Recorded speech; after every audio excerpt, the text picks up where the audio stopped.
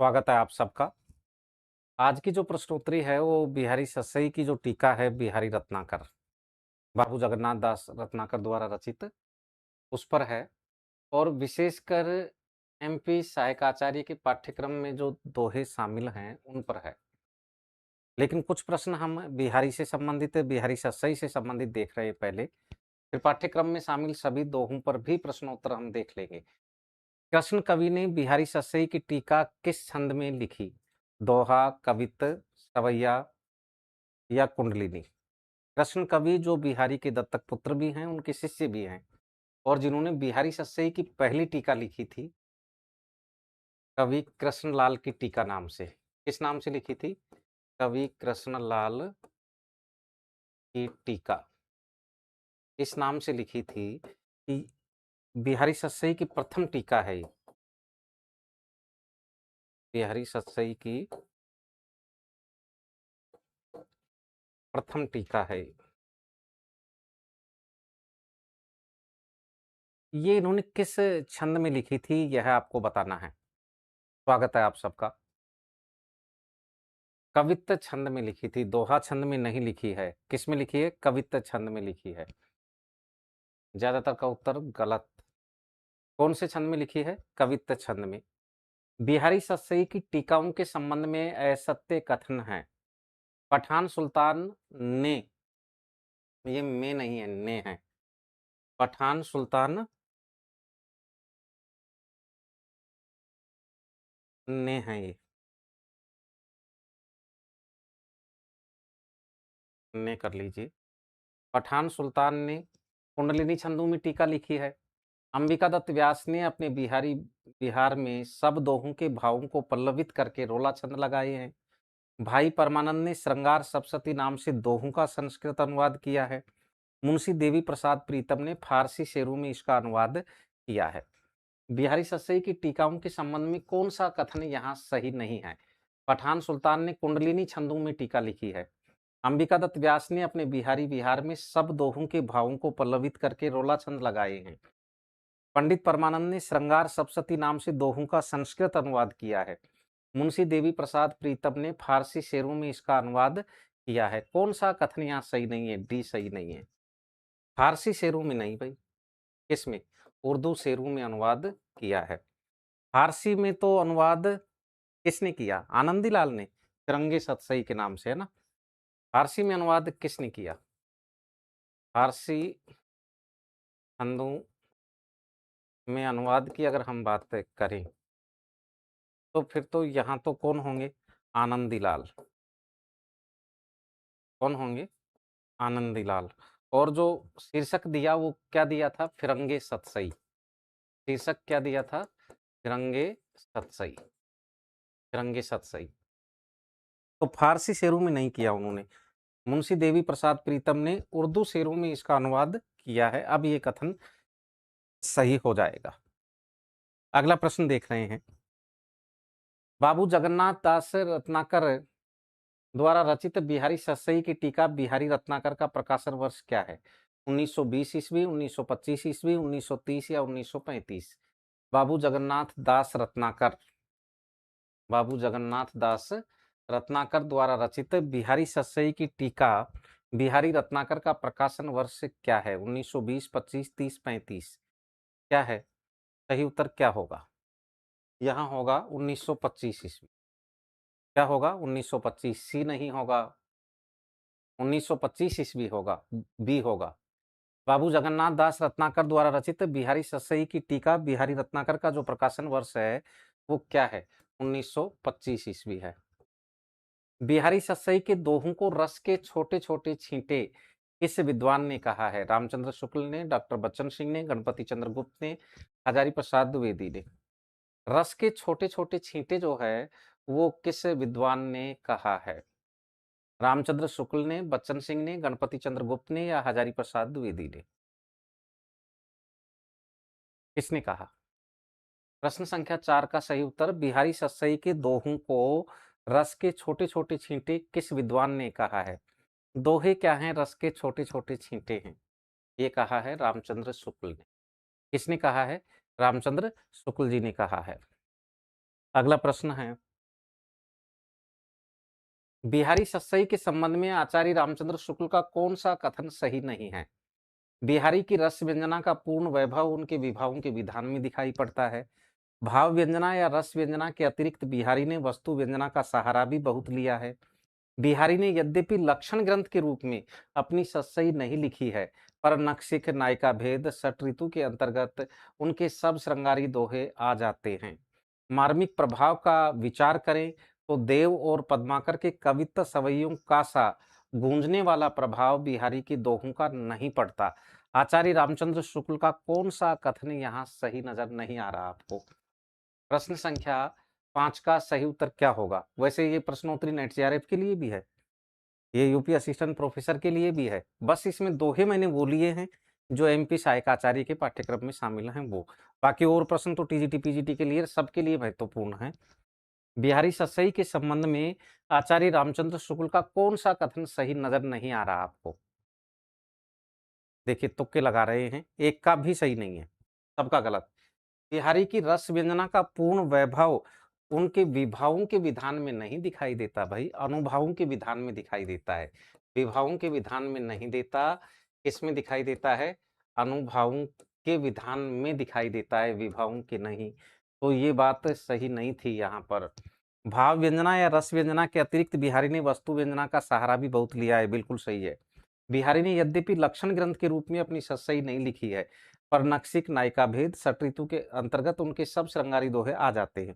यानी कुछ दोहे ऐसे हैं जिनमें नक्सिक वर्णन है, कुछ ऐसे हैं जिनमें नायिका भेद है, कुछ ऐसे हैं जिनमें षट ऋतु वर्णन भी हुआ है। मार्मिक प्रभाव का विचार करें तो देव और पद्माकर के कवित्व सवैयों का सा गूंजने वाला प्रभाव बिहारी के दोहों का नहीं पड़ता, बिल्कुल नहीं पड़ता। शुक्ल जी तो ये भी तो कहते हैं ना, कविता उनकी श्रृंगारी है, पर प्रेम की उच्च भूमि पर नहीं पहुंचती, नीचे ही रह जाती है। तो मार्मिक प्रभाव कहाँ पड़ेगा? नहीं पड़ेगा, सही है ये बात भी। तो यहाँ बिहारी की रस व्यंजना का पूर्ण वैभव विभावों के विधान में दिखाई पड़ता है, ये बात गलत, अनुभवों के विधान में दिखाई पड़ता है। अगला प्रश्न है, अधोलिखित कथनों पर विचार कीजिए। अब मुझे क्या पता कि अगला प्रश्न यही है। भावों का बहुत उत्कृष्ट और उदात्त स्वरूप बिहारी में मिलता है। कविता उनकी श्रृंगारी है, पर प्रेम की उच्च भूमि पर नहीं पहुंचती, नीचे ही रह जाती है। सही विकल्प का चुनाव कीजिए। बताइए यहाँ कौन सा कथन सही है, कौन सा गलत है, या दोनों सही है या दोनों गलत हैं, यह आपको बताना है। अधोलिखित कथनों पर विचार कीजिए। भावों का बहुत उत्कृष्ट और उदात्त स्वरूप बिहारी में मिलता है। देखो भाई, यहाँ अगर हम देखें तो ए गलत है और आर सही है। भावों का बहुत उत्कृष्ट और उदास स्वरूप बिहारी में, यहाँ अगर हम नहीं जोड़ दें तो सही हो जाएगा। ए गलत और आर सही, ये तो मैंने अभी बोल के बताया था ये कथन तो आपको। कविता उनकी श्रृंगारी है, पर प्रेम की उच्च भूमि पर नहीं पहुंचती, नीचे ही रह जाती है। जब शुक्ल जी ये बात कह रहे हैं, थोड़ी देर पहले ही मैंने आपको ये कथन बताया है, तो इतना सा दिमाग तो रखा करो कि प्रेम की उच्च भूमि पर जब नहीं पहुंच रही, तो भावों का उत्कृष्ट और उदास स्वरूप कैसे मिलेगा? नहीं मिलेगा वो तो भावों का बहुत उत्कृष्ट और उदास स्वरूप बिहारी में नहीं मिलता है। अगर इसमें नहीं और जोड़ दें हम, तो ये सही हो जाता। इस कथन से ही आइडिया लगा लेते, मैंने अभी थोड़ी देर पहले ये कथन बोला। जब प्रेम की उच्च भूमि पर नहीं पहुंच रही है कविता, तो भावों का उत्कृष्ट और उदास स्वरूप कहाँ मिलेगा? नहीं मिलेगा। तो ये कथन गलत है। मिलता है, गलत, नहीं मिलता है, शुक्ल जी ने तो ये कहा है। ये दोनों कथन किनके हैं? आचार्य रामचंद्र शुक्ल के हैं। श्रृंगार रस के ग्रंथों में जितनी ख्याति और जितना मान बिहारी सस्सई का हुआ, उतना और किसी का नहीं। इसका एक एक दोहा हिंदी साहित्य का एक एक रत्न माना जाता है। छोटा प्रश्न ये भी बन सकता है कि किसने बिहारी सस्सई के दोहों को हिंदी साहित्य का एक एक रत्न कहा है? यह पूरा कथन, श्रृंगार रस के ग्रंथों में जितनी ख्याति और जितना मान बिहारी सस्सई का हुआ, उतना और किसी का नहीं। इसका एक एक दोहा हिंदी साहित्य का एक एक रत्न माना जाता है। कथन किस विद्वान का है? बने रहना लास्ट तक, इस प्रश्नोत्तरी में आपको आनंद आएगा। मैं पाठ्यक्रम में शामिल जितने भी दोहे हैं ना, उन पर कौन कौन से प्रश्न बन सकते हैं, उनका भी सुपरफास्ट रिवीजन इसी प्रश्नोत्तरी में करवा दूंगा। तो ये कथन किनका है? ये कथन आचार्य रामचंद्र शुक्ल का है। किनका है? आचार्य रामचंद्र शुक्ल। जिस कवि में कल्पना की समाहार शक्ति के साथ भाषा की समाज शक्ति जितनी ही अधिक होगी, उतना ही वह मुक्तक रचना में सफल होगा। यह क्षमता बिहारी में पूर्ण रूप रूप से वर्तमान थी यानी विद्यमान थी। इसी से वे दोहे ऐसे छोटे छंद में इतना रस भर सके हैं। कथन किस आलोचक का है? विश्वनाथ प्रसाद मिश्र, रामचंद्र शुक्ल, रामस्वरूप चतुर्वेदी या बच्चन सिंह? यह कथन किनका है? यह आपको बताना है। यह कथन किनका है? यह कथन आचार्य रामचंद्र शुक्ल का है। अगला प्रश्न, प्रश्न संख्या 9। बिहारी सतसई के संबंध में अधोलिखित कथनों पर विचार कीजिए। बिहारी सतसई में इनकी वस्तु व्यंजना औचित्य की सीमा का उल्लंघन करके खेलवाड़ के रूप में हो गई है। किसी किसी दोहे में कई अलंकार उलझे पड़े हैं, जिनके कारण कुछ भद्दापन आ गया है। बिहारी की भाषा चलती होने पर भी साहित्यिक है, वाक्य रचना व्यवस्थित है। बिहारी के बहुत से दोहे शब्द वैचित्र्य के लिए रचे गए हैं। बिहारी सतसई के बहुत से दोहे आर्या सप्तशती और गाथा सप्तशती की छाया लेकर बने हैं। इनमें से असत्य कथन कौन-कौन से हैं? या एक ही कथन असत्य है या फिर एक से ज़्यादा हैं? कौन-कौन से असत्य कथन हैं? यह आपको देखना है और ये वेरी मोस्ट इम्पोर्टेंट प्रश्न है। बिहारी सतसई के संबंध में अधोलिखित कथनों पर विचार कीजिए।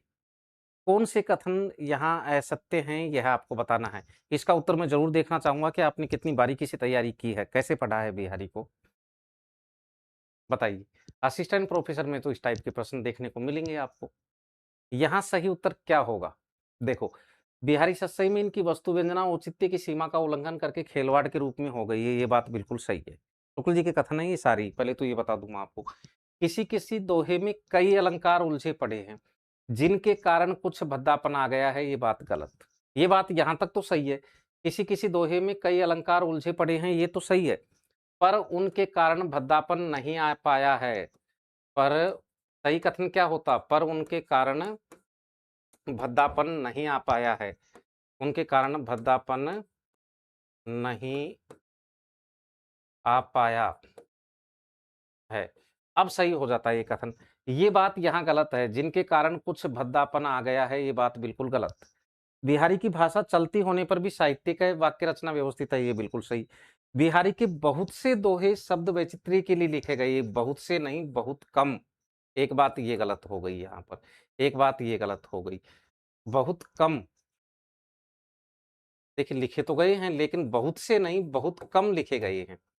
बिहारी सतसई के बहुत से दोहे आर्या सप्तशती और गाथा सप्तशती की छाया लेकर बने हैं, ये भी बिल्कुल सही है। यानी कि यहाँ दूसरा और चौथा असत्य है, तो दूसरा और चौथा डी हो जाएगा। जिनका उत्तर डी है बिल्कुल सही और वो एक का भी नहीं है। इसका मतलब बस आप ऊपर-ऊपर से पढ़ लेते हो। बिहारी का जन्म 1595 ईस्वी, निधन 1663 ईस्वी और रचना बिहारी सतसई, 20 वर्ष लगे और बात खत्म, बस। अरे ऐसे थोड़ी 20 नहीं 29 वर्ष लगे थे वैसे तो। अब देखिए, बिहारी सतसई में इनकी वस्तु व्यंजना औचित्य की सीमा का उल्लंघन करके खेलवाड़ के रूप में हो गई है, ये बात बिल्कुल सही। ये शुक्ल जी का कथन है। किसी-किसी दोहे में कई अलंकार भरे पड़े हैं, यहाँ तक तो है सही। जिनके कारण कुछ भद्दापन आ गया है, शुक्ल जी लिखते हैं, पर उनके कारण भद्दापन नहीं आ पाया है। भद्दापन आ गया है, ये बात गलत। शुक्ल जी ने तो ये लिखा है, पर उनके कारण भद्दापन नहीं आ पाया है। बिहारी की भाषा चलती होने पर भी साहित्यिक है, वाक्य रचना व्यवस्थित है, ये बात बिल्कुल सही।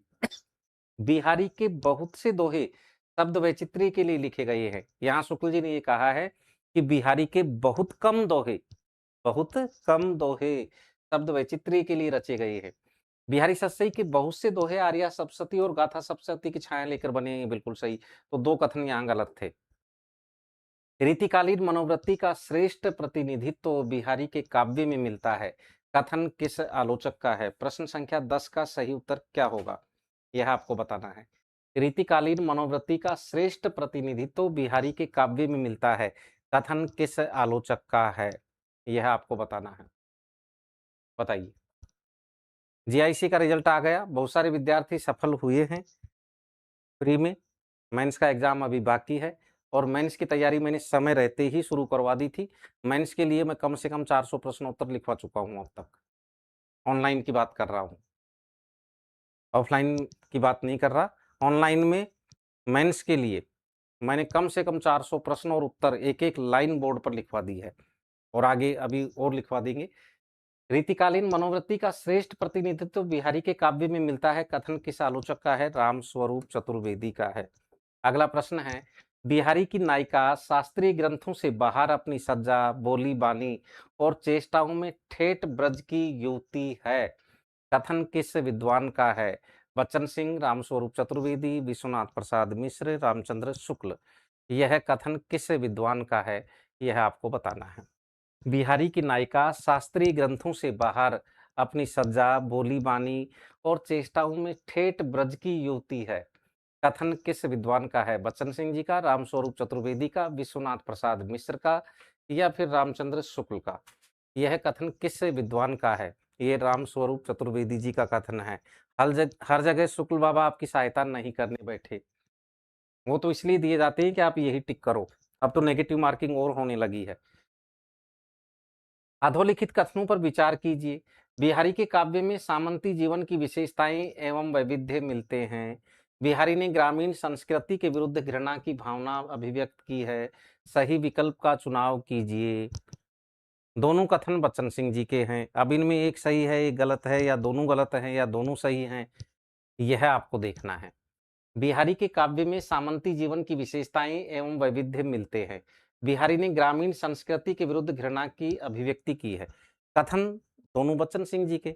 अब देखना यह है आपको कि दोनों सही हैं या दोनों गलत हैं, या एक सही है एक गलत है। यहाँ ए और आर दोनों सही है। बिहारी के काव्य में सामंती जीवन की विशेषताएं और वैविध्य मिलते हैं, बिल्कुल, इसमें कोई संदेह नहीं। बिहारी ने ग्रामीण संस्कृति के विरुद्ध घृणा की अभिव्यक्ति की है, दोनों यहाँ पर सही है। वे संयोग के कवि हैं, वियोग के नहीं। बिहारी के संबंध में ये कथन किस आलोचक का है? रामचंद्र शुक्ल, हजारी प्रसाद द्विवेदी, डॉक्टर बच्चन सिंह, रामस्वरूप चतुर्वेदी। वे संयोग के कवि हैं, वियोग के नहीं। बिहारी के संबंध में ये कथन किस आलोचक का है? प्रश्न संख्या 13 का सही उत्तर क्या होगा? वे संयोग के कवि हैं, वियोग के नहीं। बिहारी के संबंध में ये कथन किस आलोचक का है? डॉक्टर बच्चन सिंह का है। किनका है? डॉक्टर बच्चन सिंह का है। अगला प्रश्न है, अब देखो यहाँ पर आ जाइए। इनको मैं थोड़ा ध्यान से करवा रहा हूँ और आप ध्यान से ही करना इनको, ताकि देखिए आपके जो एमपी सहायक आचार्य के पाठ्यक्रम में जो भी दोहे दे रखे हैं, बीच बीच में से छोड़ छोड़ के दे रखे हैं, जैसे 1 दे दिया फिर 11 नंबर दे दिया, ऐसे मैंने वो ही दोहे लिए हैं जो आपके पाठ्यक्रम में हैं। अब इनको देखिए, केवल एक प्रश्न को मत देखो, इसमें बहुत सारी चीजें देखो। मेरी भव बाधा हरो राधा नागरी सोई, जा तन की झाई परे श्याम हरित दूती होई। दोहे में झाई पद किस अर्थ में प्रयुक्त नहीं हुआ है? ध्यान दें, नहीं पर किस अर्थ में प्रयुक्त नहीं हुआ है? झाई के 3 अर्थ हैं।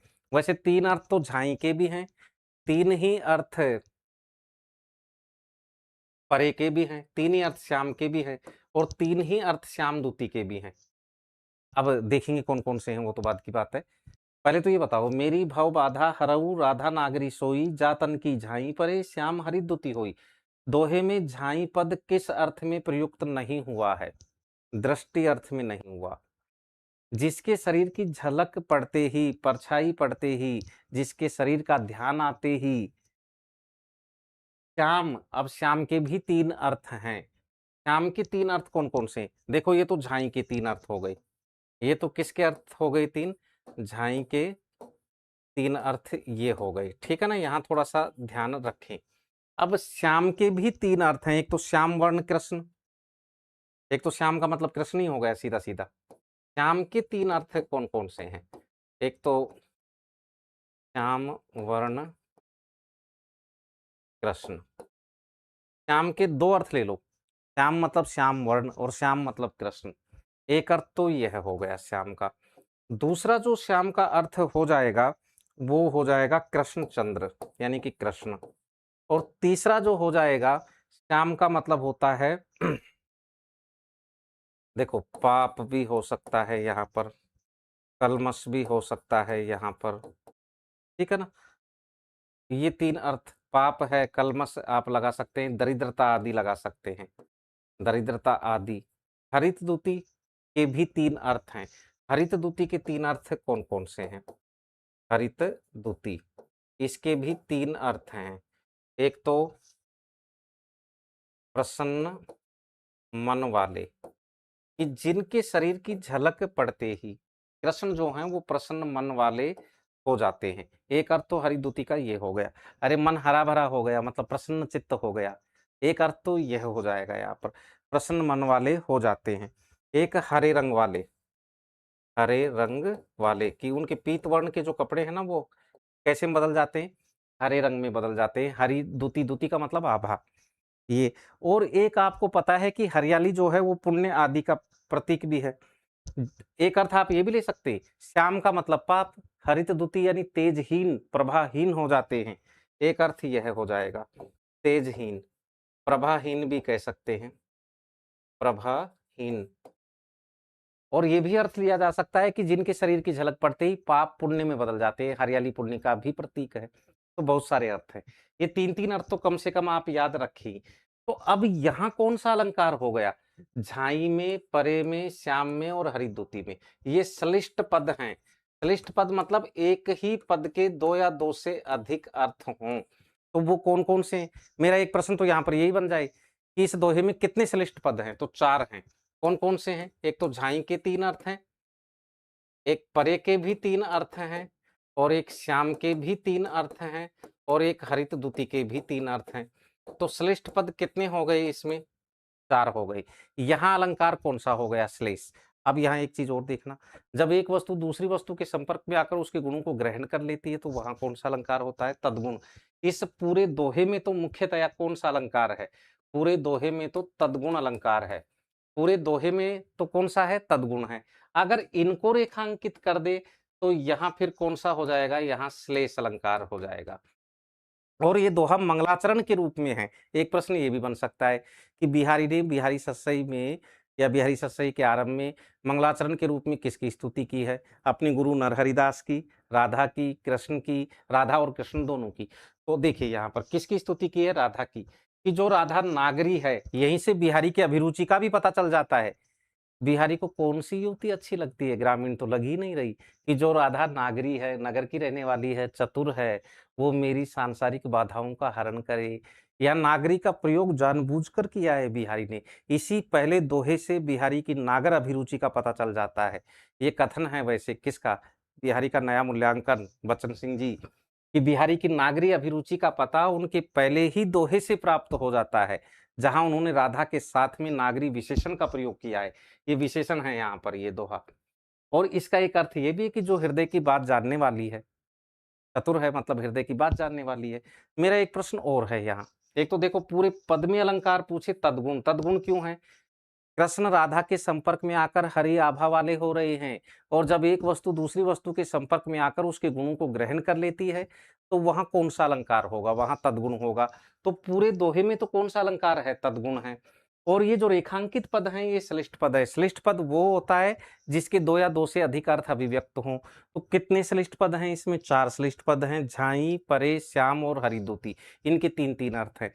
अच्छा जी, यहाँ बिहारी की कौन-सी अभिरुचि का पता चलता है? नागर अभिरुचि का पता चलता है।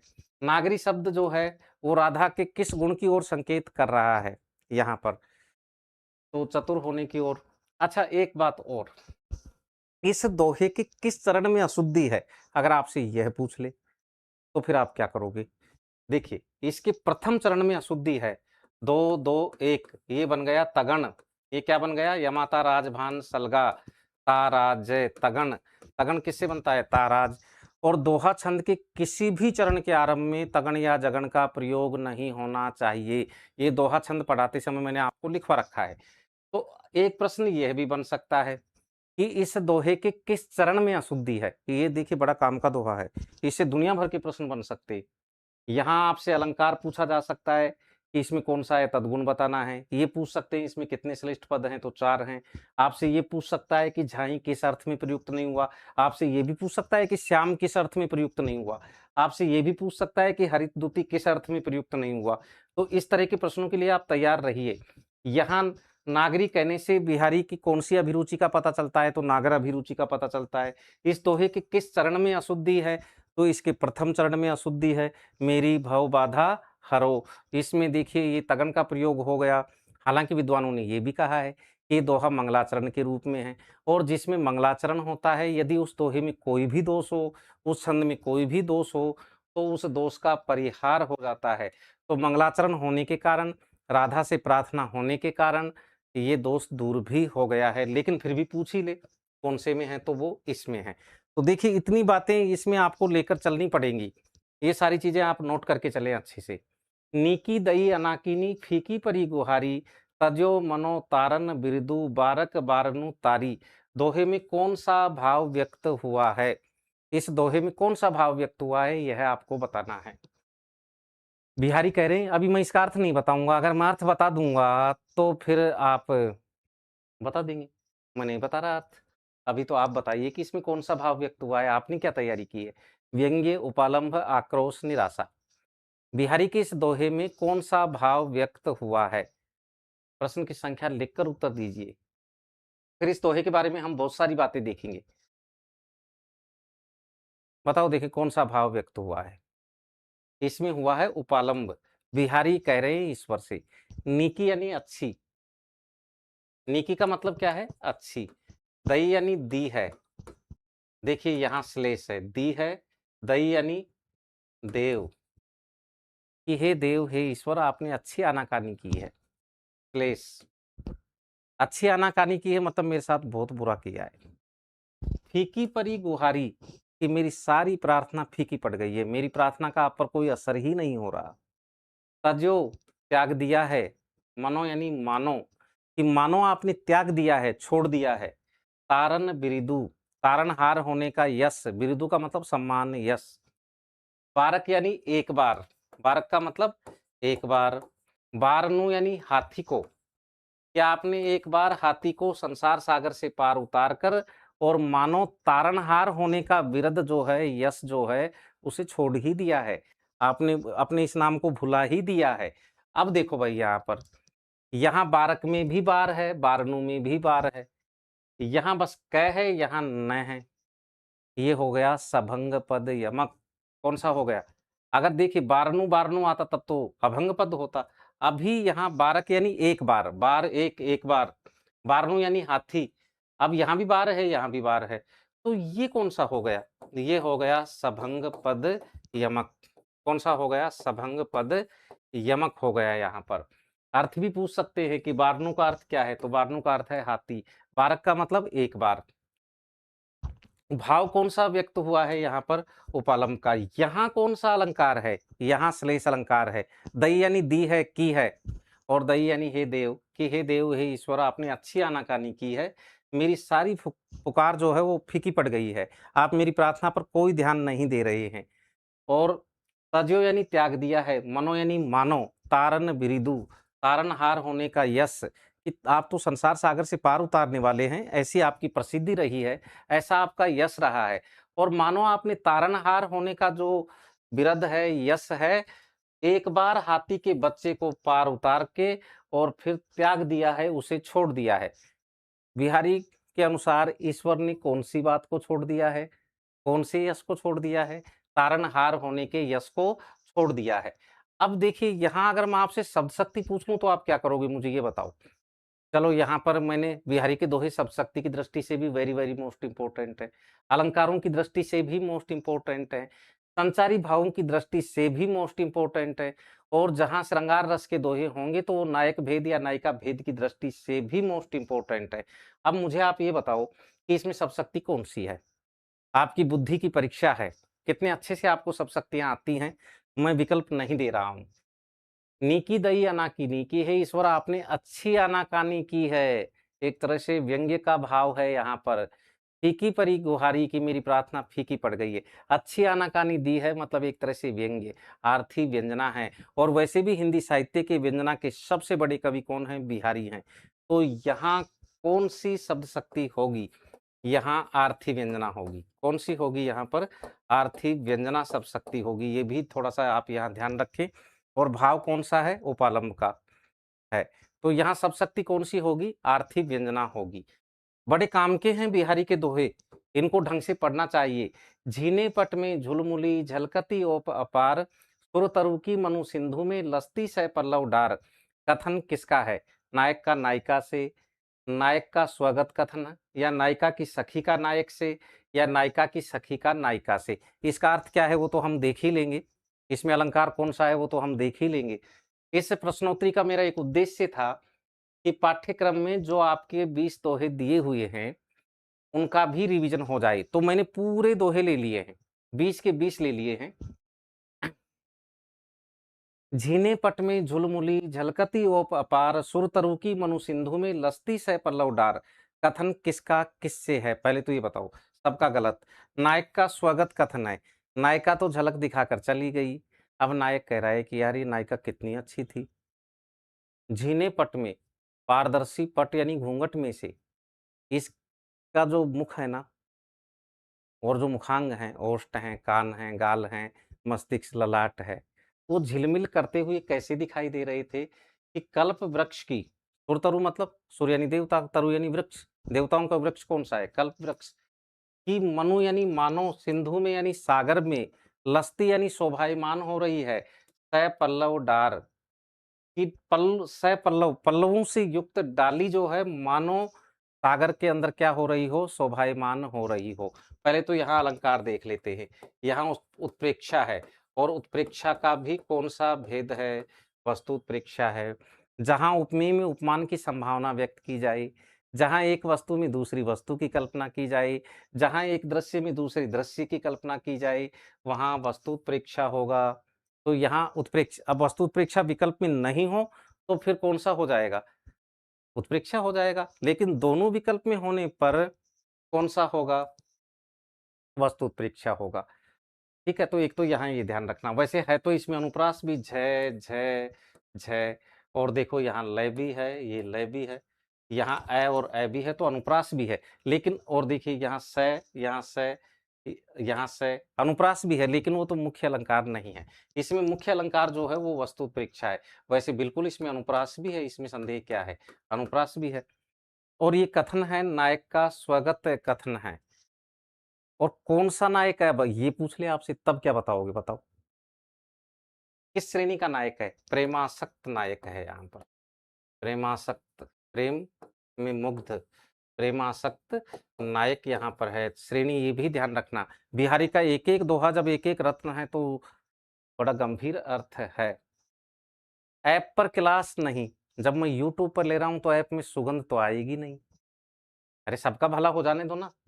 ऐप पर क्लास लेने से उसमें सुगंध आ जाएगी क्या? ये बताओ। या फिर स्वतः ही याद हो जाएगा बिना याद किए हुए? बताओ। तब तो फिर चलो अभी इसको बीच में रोक के ऐप पर कर देते हैं। अगर ऐप पर क्लास लेने से आपको अच्छे से याद हो जाए, उसमें सुगंध आने लगे, तो फिर मैं ऐप पर ले लेता हूँ, कोई दिक्कत नहीं है। झीने यानी पारदर्शी, पट मतलब घूंघट में झिलमिल करती हुई मुख की जो आभा है, जो अपार है, वो झलक रही है। कैसी लगती है? कि मानो कल्प वृक्ष की पल्लव युक्त डाली सागर में शोभायमान हो रही हो। तो यहाँ कौन सा हो गया? यहाँ हो गया वस्तु उत्प्रेक्षा। कैसा नायक है? प्रेमासक्त नायक है। किसका कथन है? नायक का स्वगत कथन है। अच्छा ये बताओ मुझे, ये उपमा क्यों दी गई? सैपल्लव क्यों कहा गया? क्योंकि एक कवि रूढ़ी रही है, मान्यता रही है कि जो कान हैं, गाल हैं, हाथ हैं, इनको सैपल्लव कहने की एक कवि रूढ़ी रही है, मान्यता रही है। इसलिए यहाँ पर इस शब्द का प्रयोग किया गया है। अगला प्रश्न है, जम करी मुँह तरहरी पर्यो, यही धरहरी चित लाऊं, विषय तृषा परिहरी अजो नरहरि के गुण गाऊं। दोहे में किस अलंकार का प्रयोग नहीं हुआ है? इस दोहे में किस अलंकार का प्रयोग नहीं हुआ है, यह आपको बताना है। बताइए, इस दोहे में कौन से अलंकार का प्रयोग नहीं हुआ है? कौन से अलंकार का प्रयोग नहीं हुआ? बताओ देखें। देख लो, यमक, रूपक, क्लेश, पुनरुक्ति, प्रकाश, कौन से अलंकार का प्रयोग यहाँ नहीं हुआ? फिर आप अच्छे से देखेंगे, इस दोहे का अर्थ देखेंगे बढ़िया तरीके से। एक बार आप बता दीजिए। जम करी मुँह तरहरी पर्यो, इहि धरे हरि चित लाऊं, विषय तृषा परिहरि अजो नरहरि के गुण गाऊं। बताइए यहाँ पर। अरे इसमें पुनरुक्ति प्रकाश नहीं है। देखो यमक कहाँ है? यहाँ भी हरि शब्द, यहाँ भी हरि शब्द, यहाँ भी हरि शब्द, और यहाँ भी हरि शब्द, और सभंग पद यमक हुआ, क्योंकि ये बाकी का हिस्सा हटाना पड़ेगा, ये हटाना पड़ेगा। ये हटाना पड़ेगा, पद को खंडित करना पड़ेगा। तो ये तो यमक हो गया, और यमक का भी कौन-सा भेद हो गया? सभंग हो गया। अब देखिए यहाँ पर जम करी मुँह तरहरी पर्यो, जम करी इसमें रूपक है। करी का मतलब होता है हाथी, और जम यानी यम, इसका लाक्षणिक हो जाएगा अर्थ मृत्यु। कि यम रूपी हाथी के मुंह के तरहरी यानी नीचे, पर्यो यानी पड़ा हुआ है, यही यानी इसका, हरहरी मतलब निश्चय कर, कि इसका निश्चय कर, चित लाऊं, हरि का मतलब ईश्वर, कि हरि की ओर अपने हृदय को लगा कि तू यम रूपी हाथी के मुख के नीचे पड़ा हुआ है, इसका निश्चय करके, इसका ध्यान करके, और हरि में, ईश्वर में चित्त को लगा। विषय तृषा की विषय वासनाओं को, तृष्णाओं को परिहरि यानी त्याग कर, अजो यानी अभी भी, नरहरि में श्लेष है।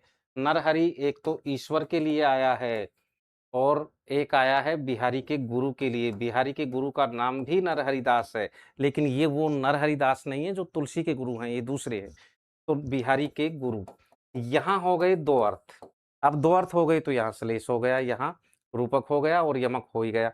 तो यहाँ ऐसे टिक लगाने पर तो आप सोचोगे कोई सा भी नहीं है। तो यहाँ कौन सा अलंकार नहीं था? पुनरुक्ति प्रकाश अलंकार नहीं था। यहाँ कौन सा नहीं था? पुनरुक्ति प्रकाश नहीं था। कि यम रूपी हाथी के मुख के नीचे पड़ा हुआ है, यही यानी इसका, धरी हरि मतलब निश्चय करके, इसका निश्चय करके, और हरि यानी ईश्वर में चित्त को लगा, हृदय को लगा, ईश्वर की भक्ति में अपने चित्त को लगा कि तू यम रूपी हाथी के मुख के नीचे पड़ा हुआ है, मृत्यु कभी भी आ सकती है। इसका निश्चय करके, इसका ध्यान करके, और हरि की तरफ अपने हृदय को लगा, यानी ईश्वर की तरफ अपने हृदय को लगा, और विषय तृष्णाओं को परिहरी मतलब त्याग कर, परिहार मतलब त्याग, और परिहरी मतलब त्याग कर, अजो यानी अभी भी, नर हरि के यानी जो नर रूप में हरि ही हैं, उन ईश्वर के, और नर हरि यानी अपने गुरु के लिए भी इसका प्रयोग किया है। एक गुण गाऊं कि उसके गुणों का गायन करो, तो नर हरि में श्लेष है, एक तो बिहारी के गुरु और एक ईश्वर, इसलिए यहाँ तो हो गया कौन सा श्लेष। और देखिए हरि हरि हरि सबको अलग करना पड़ेगा, सभंग पद यमक हो गया। जम करी में रूपक हो गया, कौन सा अलंकार यहाँ नहीं था? पुनरुक्ति प्रकाश अलंकार नहीं था। किसी भी शब्द का अर्थ भी पूछा जा सकता है, ये भी थोड़ा ध्यान रखना। किसी भी शब्द का अर्थ भी आपसे पूछा जा सकता है, तो प्रत्येक शब्द का अर्थ आपको आना चाहिए। ये सारे दोहे मैंने ऐप पर बहुत अच्छे से आराम से पढ़ा रखे हैं आपको, और ये सब चीजें बता रखी है, ये सब पढ़ा रखे हैं मैंने। तो पर बारो उर्वशी सुनी राधी के सुजान, तू मोहन के उर्वशी हवे उर्वशी समान। इसमें अलंकार नहीं पूछा मैंने आपसे। दोहे में कौन सी शब्द शक्ति है? अभिधा, लक्षणा, शाब्दी व्यंजना, अर्थी व्यंजना, इसमें शब्द शक्ति कौन सी है? अलंकार तो सबको पता है कि इसमें यमक है। तो पर यानी तुम्हारे ऊपर, बारू यानी वार सकता हूँ, न्योछावर कर सकता हूँ। उर्वशी स्वर्ग की अप्सरा, ये उर्वशी कौन है? स्वर्ग की अप्सरा है। और ये जो उर्वशी हवे यानी उर में बसी हुई है, हृदय में बसी है, उर में बसी है, उर अर्थात हृदय में, हृदय में बसी। हवे यानी होकर, उर्वशी का मतलब हार, एक आभूषण है, हृदय का आभूषण है, वो बनकर, और तू मोहन के हृदय में बसी हुई है। तो बिल्कुल अलंकार यमक हो गया। और यमक भी कौन सा हो गया? सभंग पद यमक हो गया, ये मान लिया। उर्वशी शब्द 3 बार आया, तीनों बार अर्थ अलग अलग है। यहाँ पद खंडित है, खंडित है तो सभंग पद यमक हो गया। तो ये तो अलंकार की बात हो गई। अब बात आती है कि यहाँ पर जो है वो सब शक्ति कौन सी है? अब देखो एक बात, शाब्दी व्यंजना क्यों होगी रे? शाब्दी व्यंजना क्यों होगी? उर्वशी शब्द 3 बार आ गया, इसलिए पहले तो ये ध्यान रखना, जहां यमक होता है वहां अभिधा होती है, लेकिन बिहारी तो अभिधा के कवि है ही नहीं। यहाँ पर आर्थी व्यंजना है, क्यों है पहले ये बताओ? आर्थी व्यंजना क्यों है? यहाँ बिहारी ये कहना चाहते हैं कि हे राधिके, तू टेंशन न कर, कृष्ण तुझे छोड़कर और कहीं नहीं जाने वाले, तू उर्वशी है, उनके हृदय में बसी हुई है, और वो भी हार नामक आभूषण के समान बसी हुई है। जब तू उनके हृदय में बसी हुई है तो और दूसरी कैसे बस सकती है? इसका मतलब ये है कि दूसरी नायिका उनके हृदय में कैसे समा सकती है? वो दूसरी के प्रति कैसे आकृष्ट हो सकते हैं? अर्थात तनिक भी आकृष्ट नहीं हो सकते। इसलिए यहाँ पर कौन-सी होगी? आर्थी व्यंजना होगी। जब भी बिहारी का दोहा हो, तो आप लक्षणा और अभिधा को तो बिल्कुल भूल जाइए। अब वहाँ व्यंजना के ही कवि हैं बिहारी, और व्यंजना के कवि क्या हैं? हिंदी साहित्य में व्यंजना के सबसे बड़े कवि जो हैं, वो बिहारी हैं। अब कहीं शाब्दिक व्यंजना हो सकती है, शाब्दिक व्यंजना वहाँ होगी जहाँ श्लेष अलंकार हो, और श्लेष अलंकार नहीं हो, तो फिर आर्थी व्यंजना ही बतानी है, सोचना ही नहीं है आपको। तो यहाँ कौन-सी होगी? आर्थी व्यंजना होगी। क्यों होगी? इस पद का भाव यह नहीं है कि तू मोहन के उर में बसी हुई है, उर्वशी हार नामक आभूषण के समान, या हार नामक आभूषण बनकर और तू मोहन के हृदय में बसी हुई है, और मैं तुझ पर स्वर्ग की अप्सरा जो उर्वशी है, वो भी मैं वार सकता हूँ। ये भाव नहीं है यहाँ पर।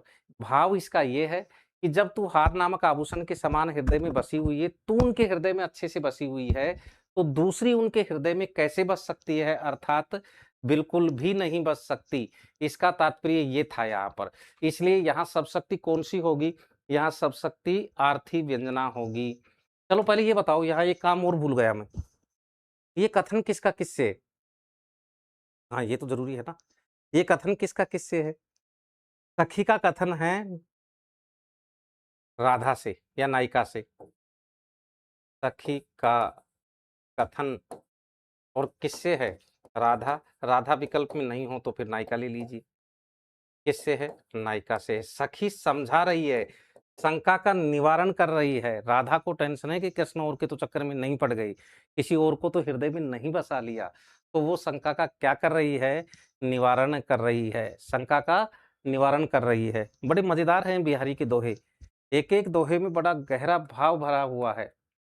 और देखिए, लोने मुँह दीठी न लगे, यूँ कही दीनो ईठी, दूनी हवे लागन लगी, दिए दिठौना दीठी। दोहे में कौन-सा भाव व्यक्त हुआ है? प्रशंसा, उपहास, परिहास, उपालंब।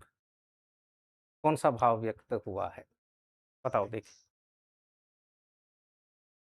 इस दोहे में कौन-सा भाव व्यक्त हुआ है? रीनू यादव जी कह रही है, sir my app is not opening. एक काम करो, उसको अनइंस्टॉल करके वापस इंस्टॉल कर लो, नेट चालू होना चाहिए, बिल्कुल चल जाएगा। चल क्या जाएगा? दौड़ेगा बिल्कुल। बताओ पहले इसमें भाव कौन-सा व्यक्त हुआ है? मैं अर्थ नहीं बताऊँगा। इसमें उपहास नहीं है यार, परिहास है। देखो, अब आपको पहले ये नहीं पता कि हास में, परिहास में, उपहास में और अट्टहास में इनमें अंतर क्या है? हास के 6 भेद माने गए हैं। उनमें से एक परिहास भी है और एक उपहास भी है।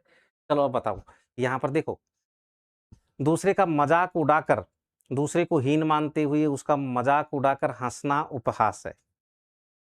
और विद्रूपपूर्ण जो हास है, जिसमें अहंकार भी शामिल हो जाए, वो अट्टहास है, जैसे रावण हँसता था। राम की शक्ति पूजा में लिखते हैं, रावण अट्टहास खल, खल, खल, खल, वो अट्टहास है।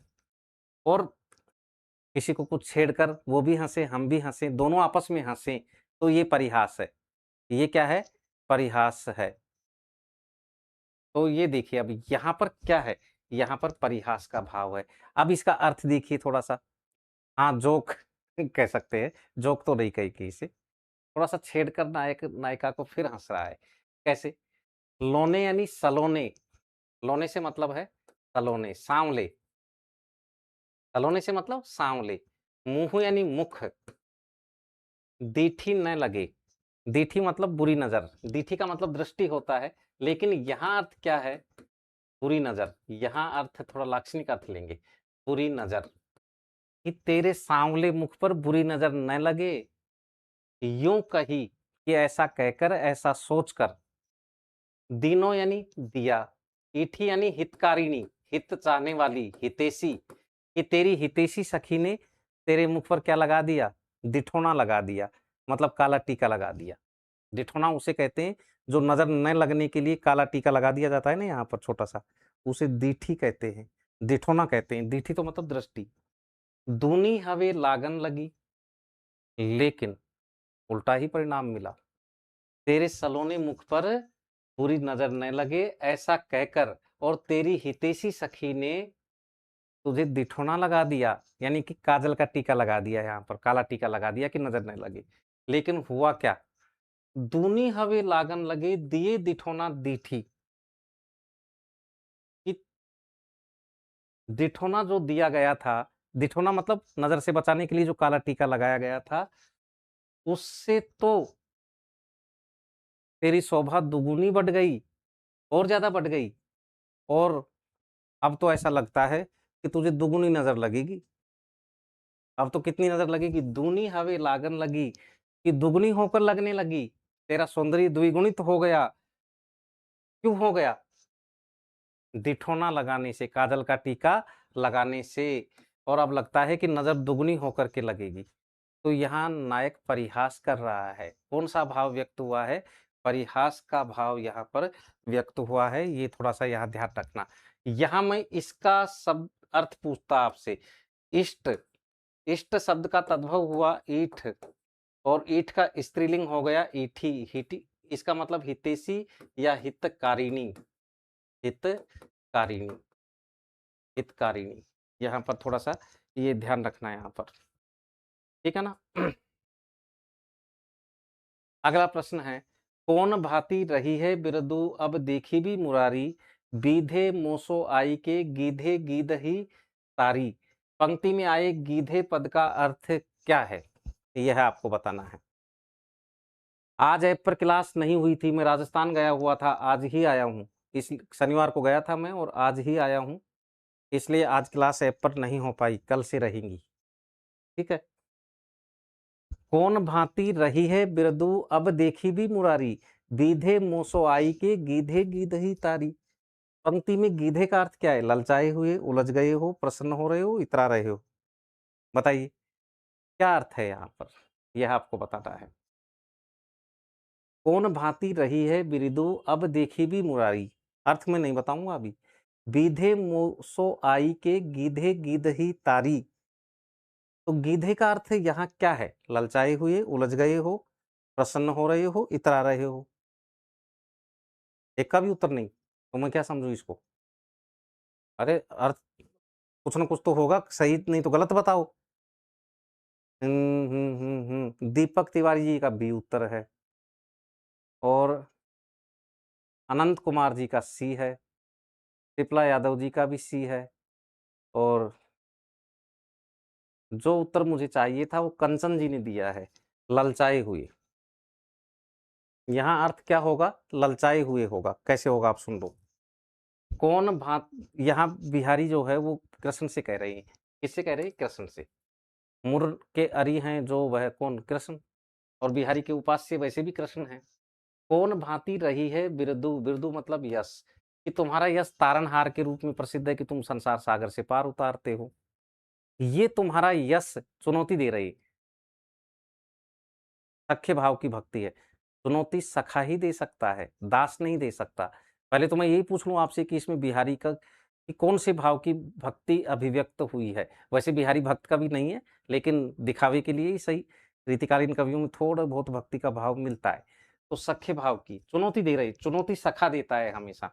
लड़ाई झगड़ा सखा करता है, अपने आप को भगवान का सखा मान रहे, कि तुम्हारा तारणहार का यश प्रसिद्ध रहा है, और ये यश अब कैसे विद्यमान रहता है, कैसे बना रहता है। हे मुरारी, अब मुझे यही देखना है। देखी भी मतलब देखना है, कि अब मैं देखता हूं, मैं देखता हूं, या मुझे ये देखना है कि तारणहार होने का तुम्हारा यश किस तरह विद्यमान रहता है। बीधे यानी उलझ गए हो, इसका अर्थ है उलझ गए हो। बिंद गए हो, उलझ गए हो, इसका लाक्षणिक अर्थ होगा उलझ गए हो। मोसो यानी मुझसे, आई के यानी आकर, गीधे यानी अब तक तुम ललचा रहे थे, गीध ही तार ही, कि गीध का उद्धार करके। अब ये गीध किसके लिए आया है बताओ। देखिए दो विकल्प है, बताओ जटायु के लिए आया या फिर संपाति के लिए आया। यहाँ गीध किसके लिए आया? गीध तो दो ही प्रसिद्ध है रामायण में, एक तो है जटायु और एक उसी का भाई संपाति। अब मुझे ये बताओ कि यहाँ गीध किसके लिए आया है? जटायु के लिए आया है या संपाति के लिए, या फिर दोनों के लिए आया है? किसके लिए आया है? एक और प्रश्न है यहाँ पर मेरा आपसे, कि गीध किसके लिए आया? जटायु के लिए या फिर संपाति के लिए? किसके लिए आया है? जटायु के लिए नहीं आया है, संपाति के लिए आया है, कि संपाति नामक गीध का उद्धार करके, और तुम उसी से ललचाए हुए हो, अभी तक उसी भाव में बहे जा रहे हो कि मैंने उसका उद्धार कर दिया तो लोग मुझे तारणहार कहते हैं। और मैं आगे भी तारनहार बना रहूँगा। लेकिन अब मैं ये देखना चाहता हूँ कि तुम्हारा तारनहार होने का यश हे कृष्ण कैसे विद्यमान रहता है? क्योंकि अब तुम मुझ जैसे पापी से आकर के उलझ गए हो। मेरा उद्धार करके दिखाओ, तब पता चलेगा कि आप तारनहार हैं। तो यहाँ ललचाए हुए, यहाँ सही अर्थ है क्या होगा इसका? ललचाए हुए। बिहारी की दोहों को साधारण न समझें। कहत नटत रीझत खीजत मिलत खिलत लजियात, भरे भोन में करत हैं नैनन ही सब बात। कथन किसका है? नायक का नायिका से, नायिका का नायक से, सखी का नायिका से, या सखी का सखी से? अब देखते हैं कि ये किस किस का उत्तर सही होता है। इसमें एक प्रश्न और भी बन सकता है, कितनी क्रियाएं हैं? एक प्रश्न तो मेरा ये बन जाएगा कि इसमें कितनी क्रियाएं हैं। ये तो खजाना है प्रश्नों का, ये दोहा तो। कितनी क्रियाएं हैं, एक प्रश्न। दूसरा प्रश्न, कौन सा संचारी भाव है? कौन सा संचारी भाव है? एक प्रश्न यह है। और पहले ही इसका उत्तर दीजिए, वो तो हम बाद में देखेंगे। यहां पर सखी का कथन सखी से है। सखी कह रही है कि वो नायक और नायिका जो है ना, वो कैसे बात कर रहे थे। नायक ने चलने के लिए कहा, नायिका ने मना कर दिया। उसके मना करने के तरीके से नायक रीझ गया, प्रसन्न हो गया। नायक को रीझता हुआ देखकर सखी जो है वो खींच गई, गुस्सा आया उसे। मिलत, दोनों के नेत्र मिले, दोनों खिलखिलाकर हंसने लगे। फिर पता चला कि यार यहाँ तो और भी कोई है। लज्जा का भाव उत्पन्न हो गया, लज्जित हो गए दोनों। और सखी कह रही है दूसरी सखी से कि भरे हुए भवन में वो नेत्रों से ही सब बातें कर रहे थे। तो यहाँ सखी का कथन सखी से है, एक बात। अब दूसरी बात, इसमें क्रियाएं कितनी हैं? 1 2 3 4 5 6 7, और बात कर रहे हैं 8। तो कितनी क्रियाएं हो गई? इसमें 8 क्रियाएं हो गई। एक ये भी ध्यान रखना। अलंकार तय तय तय तय तय तय तय अंत्यानुप्रास है। अंत्यानुप्रास केवल वही नहीं होता जहां चरणों के अंत में किसी वर्ण की आवृत्ति हो। अंत्यानुप्रास पदों के अंत में अगर एक वर्ण की आवृत्ति हो रही है तो भी अंत्यानुप्रास है। तो यहाँ अलंकार कौन सा होगा? अंत्यानुप्रास होगा। अंत्यानुप्रास के बहुत सारे भेद होते हैं। एक तो पद अंत्यानुप्रास, एक चरण अंत्यानुप्रास। ये पद अंत्यानुप्रास है। चरण अंत्यानुप्रास, चरणों के अंत में आवृत्ति, ये चरण अंत्यानुप्रास है। इसके भी 3 भेद होते हैं।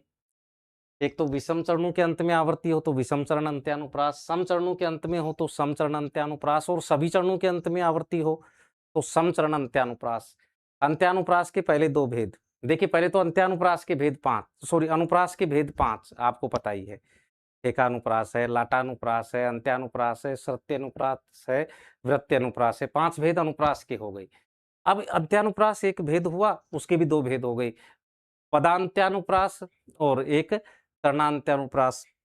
यहाँ है पदांत्यानुप्रास, पद के अंत में वर्णों की आवृत्ति हो रही है। और सखी का कथन सखी से है। अंत्यानुप्रास अलंकार हुआ। कितनी क्रियाएं हैं? 8 क्रियाएं हैं। कौन सा संचारी भाव है? नाटकीयता है, एक के बाद दूसरा भाव, दूसरे के बाद तीसरा। तो सर्व प्रमुख संचारी भाव तो यहाँ चपलता है। लेकिन लज्जात में व्रीडा भी है। कौन सा है? व्रीडा भी है। व्रीडा मतलब लज्जा, और सीधा सीधा नाम आया है यहाँ पर, तो व्रीडा भी यहाँ पर है। तो ये थोड़ा सा ध्यान रखना, बड़े काम का दोहा था ये। अब ये कथन किसका किससे था? सखी का कथन था सखी से। कथन किसका किससे? सखी का कथन सखी से है कि वो नायक नायिका आपस में कैसे बात कर रहे थे, एक सखी दूसरे से बता रही है यहाँ पर। तो सखी का कथन किससे था? सखी से था। तो ही निर्मोही लग्यो मोही यह सुभाऊ, अन आए आवे नहीं आए आवतु आऊ। दोहे में किस श्रेणी के नायक का उल्लेख है? इसका अर्थ क्या है वो हम बाद में देखेंगे। अर्थ बताने पर आप बता देंगे फटाफट कि इसमें ये है। अभी तो आपको ये बताना है अनुकूल, मानी, उपपति, क्रिया चतुर। इसमें किस श्रेणी के नायक का जिक्र है, यह आपको बताना है।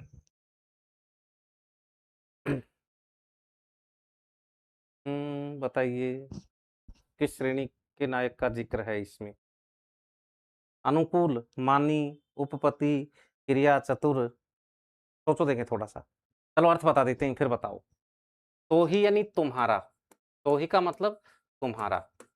देखो पहले तो ये ध्यान दे, नायिका का कथन है ये, और किससे? नायिका का कथन नायक से। कौन से नायक से है ये मैं बाद में बताऊंगा, और कौन सी नायिका है ये भी बाद में बताऊंगा। नायिका कह रही है नायक से कि तुम्हारा, तो ही मतलब तुम्हारा, निर्मोही यानी निष्ठुर, कि हे निष्ठुर नायक, तुम्हारा, मोही यानी मुझे, लग्यो यानी लग गया है, इहे यानी यही, स्वभाव यानी स्वभाव, कि तुम्हारा यही स्वभाव मुझे भी लग गया है। अन आवे आवे नहीं, कि बिना आए, तुम्हारे बिना आए, आवे नहीं, कि तुम्हारे बिना आए जो है ना मुझे सुधि नहीं आ सकती, चैन नहीं आ सकता। अन आए यानी अन आए, बिना आए, आवे नहीं, क्या नहीं आ सकती? सुधि नहीं आ सकती, चैन नहीं आ सकता। आवतु आऊ, तुम्हारे आने पर ही मुझे सुधि आ सकती है, चैन आ सकता है, इसलिए तुम आ जाओ, इसलिए तुम आ जाओ। ये नायिका है गणिका यहाँ पर, और नायक है उपपति। नायक कौन सा है यहाँ पर? उपपति नायक है यहाँ पर, नायक उपपति है। जिसने भी क्रिया चतुर बताया गलत है, पहले इनका मतलब समझो। जिसकी एक ही नायिका में आसक्ति हो वो अनुकूल नायक है, जैसे राम। जो अपनी पत्नी पर अभिमान करे वो मानी नायक है। मानी का मतलब वह नायक जो अपनी पत्नी पर अभिमान करे कि मेरी जैसी पत्नी किसी की भी नहीं है, सर्वश्रेष्ठ है। ऐसा नायक वर्तमान में लुप्त हो गया है, नहीं है। उपपति वो होता है जो विवाहित होने पर भी पर स्त्री में आसक्ति रखे, वो उपपति होता है। और क्रिया चतुर नायक वो होता है जो अपने कार्यों से पत्नी को प्रसन्न रखे। हालांकि पत्नी एक ऐसा जीव है, ऐसा प्राणी है जिसे ब्रह्मा जी भी चाहें तो संतुष्ट नहीं कर सकते, लेकिन कोई नायक हो ऐसा जो अपने कार्यों से पत्नी को खुश रखे तो उसे क्रिया चतुर कहते हैं। और मीठे वचन बोल बोलकर वो प्रसन्न रखे तो उसे वचन चतुर कहते हैं। हालांकि ये जो है क्रिया चतुर नायक नहीं है यहाँ पर, यहाँ उपपति है। कौन सा है? उपपति है यहाँ पर। तो नायिका का कथन है, और किस तरह के नायक से है? उपपति नायक से है। और इसका अर्थ समझ लेना कि हे निष्ठुर नायक, तुम्हारा यही स्वभाव मुझे भी लग गया है। अब मुझे भी लग गया है यानी मेरा भी स्वभाव ऐसा ही हो गया है कि जब तक आप नहीं आएंगे तब तक मुझे चैन नहीं आएगा, तुम्हारे आने पर ही मुझे चैन आएगा, इसलिए आओ यानी इसलिए तुम आ जाओ, इसलिए तुम आ जाओ। तो उपपति नायक हो गया। कौन सा होगा? उपपति। इसका अर्थ क्या है? अन आए आवे नहीं, कि जब तक तुम नहीं आओगे तब तक आएगा नहीं, क्या नहीं आएगा? चैन। कि जब तक तुम नहीं आओगे तब तक मुझे चैन नहीं आएगा। आए आवतु, तुम्हारे आने पर ही चैन आएगा। आऊ इसलिए आ जाओ। इस आऊ का मतलब क्या है? आऊ यानी आ जाओ। इसका मतलब क्या है? आ जाओ। कि हे निर्मोही निष्ठुर नायक, तुम्हारा यही स्वभाव मुझे भी लग गया है कि जब तक तुम नहीं आओगे तब तक मुझे चैन नहीं आएगा।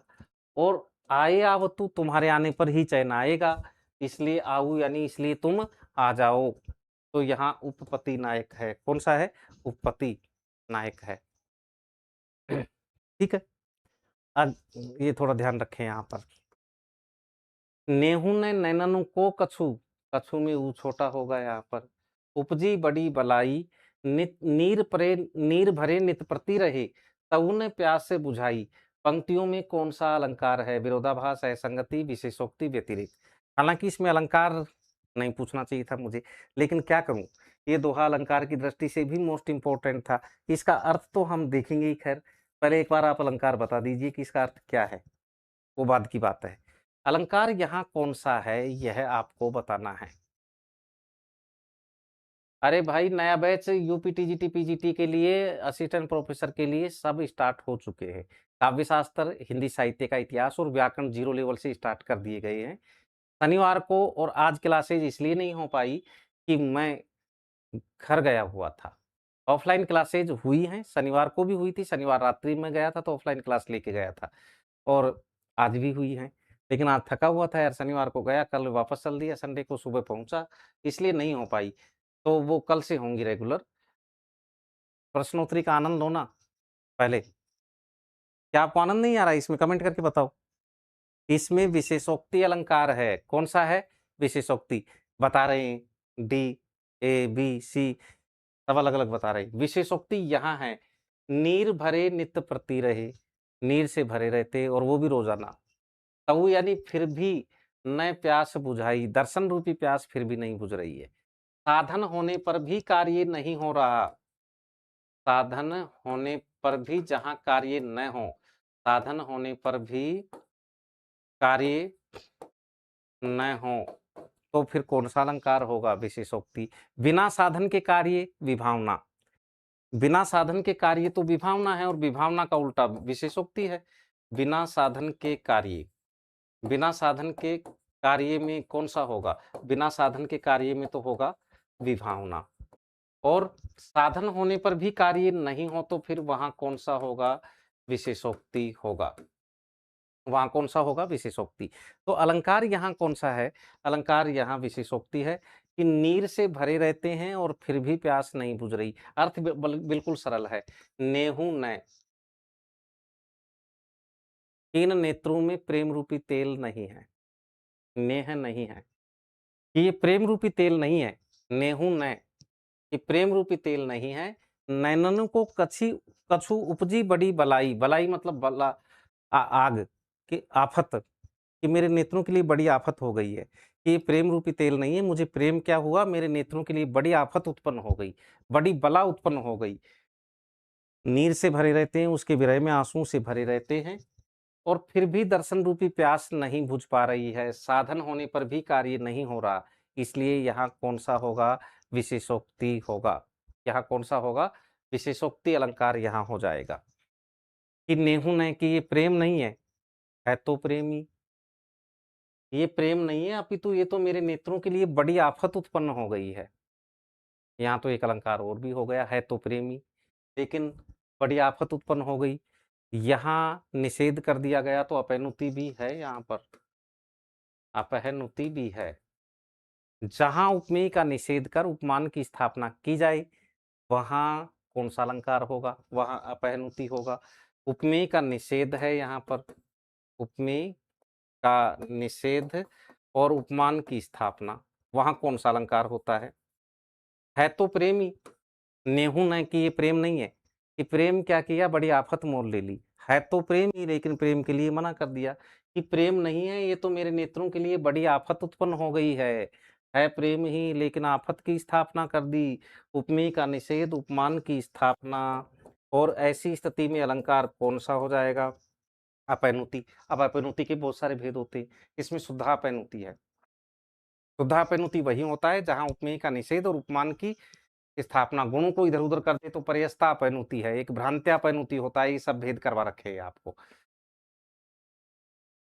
यार ऐसे तो इस प्रश्नोत्तरी में बहुत टाइम लग जाएगा। सीधे उत्तर बढ़ाकर आगे बढ़ने का मन नहीं कर रहा क्योंकि जब दोहे हैं तो इनका अर्थ अच्छे से बताना चाहिए। कुछ भी तो पूछ सकता है ना यहाँ पर। तो देखिए यहाँ अगर अलंकार पूछ ले तो यहाँ अपैनुति होगा, ठीक है? और यहाँ कौन-सा होगा? विशेषोक्ति होगा। तो 2 हैं भाई इसमें अलंकार, कि प्रेम नहीं है, ये प्रेम नहीं है अपितु ये तो मेरे लिए बड़ी बला उत्पन्न हो गई, बड़ी आफत उत्पन्न हो गई। नीर से रोज़ाना भरे रहते हैं और फिर भी प्यास नहीं बुझ रही, तो हो गया विशेषोक्ति, लेकिन वहाँ जो है वो अपैनुति भी है। अगला, नहीं परागु नहीं मधुर मधु नहीं विकासु इहि काल, अली कली ही सो बंध्यो आगे कौन हवाल। दोहे में कौन-सी शब्द शक्ति है? खैर अलंकार भी इसमें पूछ सकते हैं, अलंकार आप सबको पता है।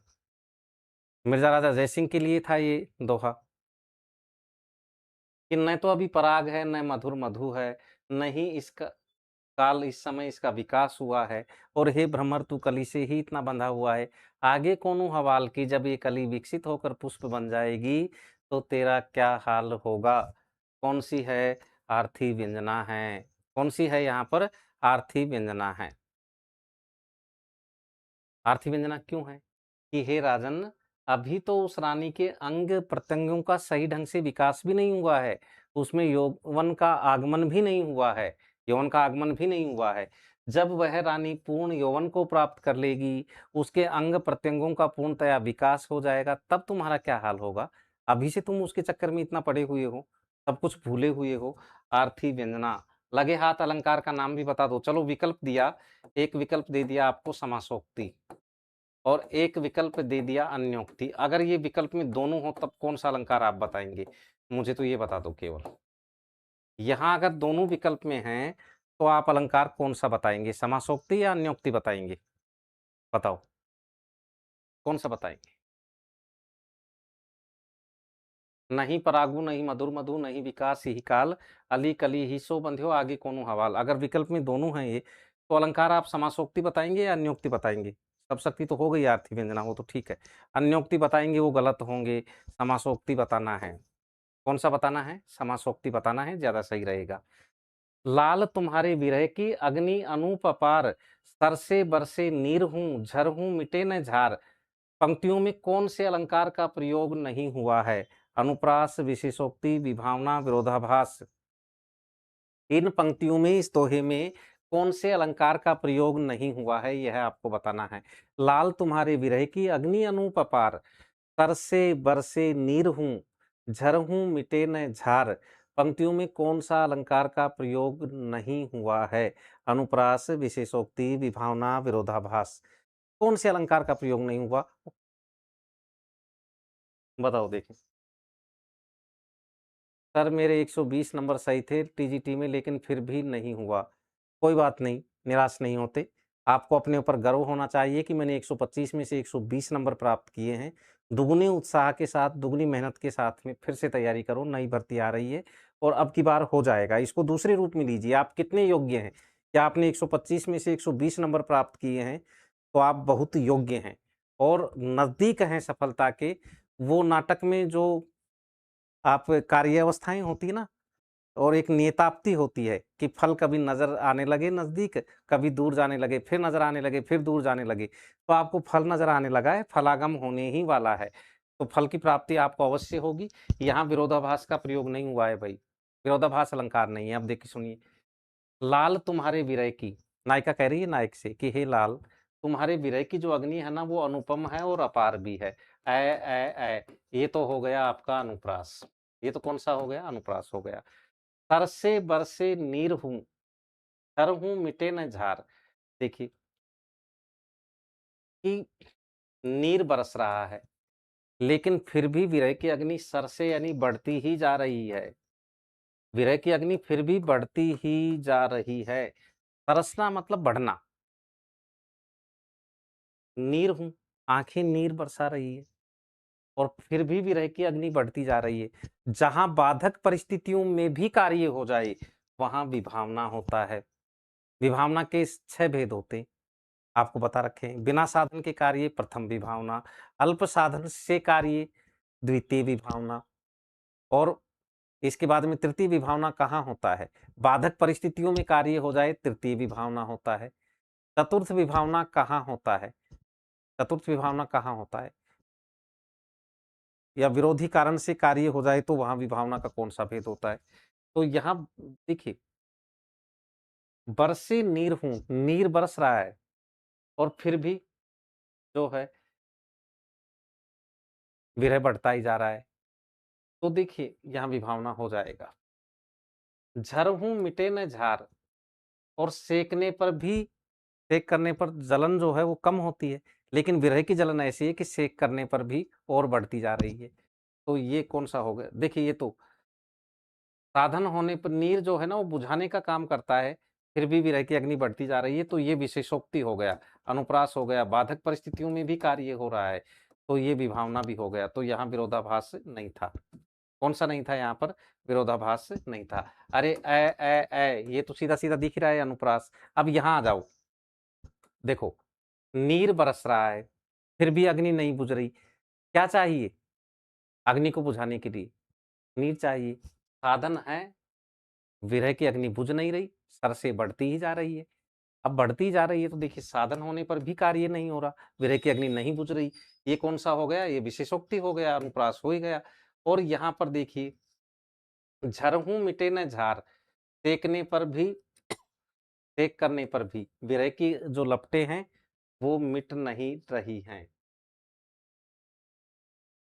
तो विभावना भी हो गया यहाँ पर।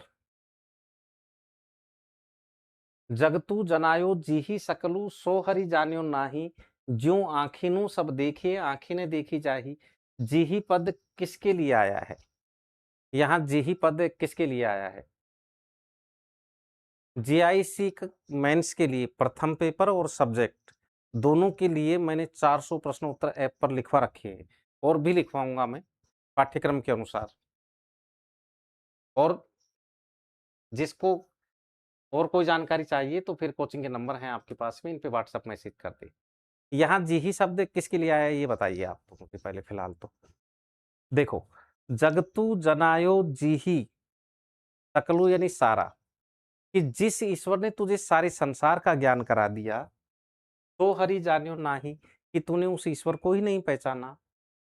ये तो ठीक वैसी ही स्थिति हुई ज्यों आँखिनु सब देखे, कि जैसे आंखें सबको देखती हैं, आंखें न देखी जाही, लेकिन आंखें खुद को नहीं देख पाती। तो यहाँ जीही शब्द किसके लिए आया है? ईश्वर के लिए आया है। किसके लिए आया है? ईश्वर के लिए। कि जगतु जनायो जीही, जीही यानी जिस ईश्वर ने, जगतु यानी संसार को, जनाया यानी जनाया है, सकल यानी सारे, कि जिस ईश्वर ने तुम्हें सारे संसार का ज्ञान करा दिया, तो हरि जान्यो नाही, कि तूने उस हरि को ही नहीं जाना। ज्यों आँखिनु सब देखी, कि जैसे आंखें सबको देखती है लेकिन आंखें खुद को नहीं देख पाती। तो किसके लिए आया है? ईश्वर के लिए आया है।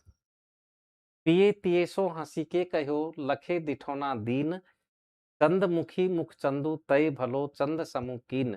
कथन किसका है? नायक का नायिका से, सखी का नायक से, सखी का नायिका से, सखी का सखी से। ये कथन किसका किससे है? इसका अर्थ बिल्कुल सरल सा है, वो बाद में देखेंगे। पहले आप इसका अर्थ तो बाद में देखेंगे, पहले बताइए उत्तर क्या है? बताओ कथन किसका किससे है? ये सखी का सखी से ही है। किसका है? सखी का सखी से। एक सखी दूसरी से कह रही है कि उसके प्रियतम ने उस नायिका से हंस के कहा, लखे यानी देखकर, दीन यानी दिए हुए, दिठौना यानी वही बुरी नजर से बजाने का काला टीका। किसी ने उसके ललाट पर दिठौना लगा दिया था, काली नजर से बचाने वाला टीका लगा दिया था। उस दिए हुए दिठौने को देखकर और प्रियतम ने नायिका से कहा कि हे चंद्रमुखी, तुम्हारा जो ये मुख चंद्र है ना, ये भलो चंद समुकीन, कि पूरे चंद्रमा के समान हो गया है। ये दिठौना नहीं लगा हुआ था तब तक तो अधूरा चंद्रमा था, और हे चंद्रमुखी, अब तुम्हारा मुख चंद्र जो है वो भले यानी कि पूरे पूर्णिमा के चंद्रमा के समान हो गया है, पूरे चांद के समान हो गया है। तो सखी का कथन है सखी से। सखी का कथन किससे है? सखी से है। दीर्घ सांस ने ले ही दुख, कि दुख में लंबी श्वास मत लो, सुख साई ही न भूली, और सुख में ईश्वर को मत भूलो। दई दई क्यों करत है, देव देव भाग्य भाग्य क्यों चिल्लाता रहता है। दई यानी ईश्वर ने, दई यानी दिया है, सु यानी वह, कबूली यानी ग्रहण कर, कबूल कर मतलब ग्रहण कर, कि ईश्वर ने तुझे जो दिया है उसे ग्रहण कर। दोहे में किसे अंगीकृत करने हेतु कहा गया है? भक्ति को, सुख को, विपत्ति को, सुख व दुख दोनों को। किसको ग्रहण करने के लिए कहा गया है? किसको कबूल करने के लिए कहा गया है? भक्ति को, सुख को, विपत्ति को, सुख और दुख दोनों को। देखिए सरल सा अर्थ है, अर्थ मैंने बता दिया, आप तो बता दो यार। दीर्घ सांस ने ले ही दुख, कि दुख में लंबी श्वास मत लो, सुख साई ही न भूली, और सुख में ईश्वर को मत भूलो। देव देव मतलब देखो, इस देव का अर्थ होता है देवता, और इस देव का अर्थ होता है भाग्य, कि ये मेरे भाग्य में नहीं है, ये मेरे भाग्य में नहीं है। ऐसा क्यों करता है? दई यानी ईश्वर ने, दई यानी दिया है, यहाँ यमक हो गया, यहाँ कौन सा हो गया? यमक हो गया। इस दई का मतलब ईश्वर ने, दई यानी दिया है, सु यानी सो, कबूली यानी ग्रहण कर, कि ईश्वर ने तुझे जो दिया है उसे ग्रहण कर। विपत्ति को अंगीकृत करने के लिए कहा है, सुख को अंगीकृत करने के लिए क्यों कहेंगे? उसको तो अपने आप ही ग्रहण कर लेते हैं हम। थोड़ा बहुत दिमाग तो रखा करो आप। असिस्टेंट प्रोफेसर की तैयारी कर रहे, उत्तर दे रहे कि सुख और दुख दोनों को ग्रहण करने के लिए कहा गया है। तो संसार में ऐसा कौन है जो सुख को ग्रहण नहीं करता? और सुख को तो हम स्वतः ही ग्रहण कर लेते हैं, तो फिर उसे ग्रहण करने के लिए क्यों कहा जाएगा? पता नहीं बुद्धि कहाँ चलने चली जाती है, कहाँ चली जाती है। अरे ग्रहण करने में हम कतराते हैं, दुख को ग्रहण करने में, सुख को तो हम अपने आप ही ग्रहण कर लेते हैं, तो उसे ग्रहण करने के लिए क्यों कहा जाएगा? ये बताओ पहले तुम मुझे, थोड़ा सोचा तो करो। बुद्धि को घर छोड़कर और फिर प्रश्नोत्तरी करने के लिए आ गए। सुख को तो व्यक्ति अपने आप ही ग्रहण कर लेता है, तो उसे ग्रहण करने के लिए क्यों कहा जाएगा? दुख को ग्रहण नहीं करता व्यक्ति, इसलिए कहा है कि जब तूने सुखों को ग्रहण किया है तो फिर दुख को भी ग्रहण कर। दुख को कौन ग्रहण करेगा? तो बुद्धि को भ्रमित मत होने दो, विपत्ति को ग्रहण करने के लिए कहा गया है। इस दई दई का अर्थ क्या है? देव देव, भाग्य भाग्य, कि मेरे भाग्य में यही है, मेरे भाग्य में यही है, ये नहीं है मेरे भाग्य में। ऐसा क्यों करता है? दई यानी ईश्वर ने, दई यानी दिया है, सु यानी वह, कबूली यानी ग्रहण कर, कि वह ग्रहण कर। सु का मतलब यहाँ क्या है? ये क्या है यहाँ पर? तो सर्वनाम है, ठीक है ना? तो ये ध्यान रखें यहाँ पर। अच्छा, ये पूछ सकते हैं कि दई दई का अर्थ क्या है? देव देव, भाग्य भाग्य, कि मेरे भाग्य में ये नहीं है, वो नहीं है, मेरे भाग्य में इतना ही है, ऐसा क्यों करता है? इस दई का अर्थ क्या है? ईश्वर ने, दई यानी दिया है, सु यानी वह, कबूली यानी ग्रहण कर, कि उसे ग्रहण कर। यमक अलंकार हो गया यहाँ पर, और अभंग पद और है, पद को खंडित नहीं किया है हमने, तो यहाँ कौन सा होगा? अभंग पद यमक होगा। कौन सा होगा? देखिए, हिंदी साहित्य का इतिहास पढ़ाना और गद्य साहित्य पढ़ाना, ये कोई पढ़ा सकता है। उसमें समझाने वाली बात क्या है? मेरा मन यहाँ रमता है। पाठ्यक्रम में शामिल जो रचनाएं होती हैं, काव्यशास्त्र, व्याकरण, पढ़ने के विषय तो यही हैं। अगर कोई हिंदी साहित्य के इतिहास को और गद्य साहित्य को ही पाठ्यक्रम मानता है तो भूल करता है। वो कोई पढ़ा सकता है। मेरे पास तो आप इनके लिए आया करें। हिंदी साहित्य का इतिहास पढ़ाता हूँ मैं, गद्य साहित्य भी पढ़ाता हूँ और अच्छे से ही पढ़ाने की कोशिश करता हूँ। लेकिन मेरा मन जहाँ रमता है वो जगह ये है। मुझे गद्य का कोई पाठ हो, निबंध हो, कोई कहानी हो, या फिर पद्य हो, नए कवियों का हो, पुराने कवियों का हो, मुझे आनंद यहाँ मिलता है।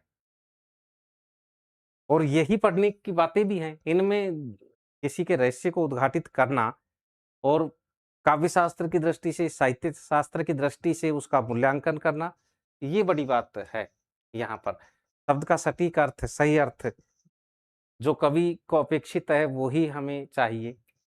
बैठी रही अति सघन वन, पैठी सदन तन माह, देखी दोपहरी जेठ की छाहों चाहती छाह है, कथन किसका किससे है। और साथ लगे हाथ, इसमें शब्द शक्ति भी पूछी जा सकती है। कभी जब शब्द शक्ति का प्रश्न आए, जरूरी नहीं है किसी एग्जाम में आए, तब कौन सी होगी यह भी आपको बताना है। शब्द शक्ति कौन सी होगी ये भी आपको बताना है। भाई इसमें देखिए, आज तो ये प्रश्न उत्तरी नहीं हो पाएगी क्योंकि बहुत टाइम हो गया, और इसमें जो दोहे हैं वो सब ऐसे ही हैं, मजेदार सब। तो इसको समझाते हुए करवाएंगे तो इसका शेष पार्ट जो है ना वो कल ही करवाना पड़ेगा, अब तो संभव नहीं हो पाएगा। बैठी रही अति सघन वन, बैठी सदन तन माँ है। बैठी रही यानी बैठी हुई है, अति सघन वन की, अति सघन वन में, या फिर शरीर रूपी सदन में प्रवेश करके बैठी हुई है। दोनों अर्थ हैं यहाँ पर। ये अति सघन वन में बैठी हुई है और ये रूपक है। शरीर रूपी सदन में बैठी यानी प्रवेश करके बैठी हुई है, रूपक हो गया ये रूपक अलंकार हो गया। और दोपहरी जेठ की देख करके छाया भी छाया चाह रही है, कथन किसका किससे है ये आपको बताना है। तो बताइए किसका कथन किससे है? प्रश्न संख्या 29 का सही उत्तर क्या होगा? नायिका का कथन है, नायक से। क्यों है आप सुन लो। यह नायिका क्या कहना चाहती है कि ऐसी दोपहरी में कहाँ जाओगे, कम से कम दोपहरी में तो मेरे पास रह लो। डरा रही है। डरा कैसे रही है? डरा ये रही है कि बाहर दोपहर में जाओगे तो मर जाओगे, इतनी गर्मी पड़ रही है कि जो छाया है ना वो भी सघन वन में जाकर के बैठ गई है, और वो भी शरीर रूपी महल में प्रवेश करके वहां बैठ गई है। और दोपहर की, जेठ की दोपहरी को देखकर, ज्येष्ठ मास की दोपहरी को देखकर छाया भी छाया चाह रही है। तो तुम मरने के लिए बाहर क्यों जा रहे हो? चुपचाप यहाँ क्यों नहीं बैठ जाते? यानी नायिका ये कहना चाहती है कि बाहर मत जाओ, यहीं रहो। आर्थी व्यंजना हो गई। कौन सी हो गई यहाँ पर?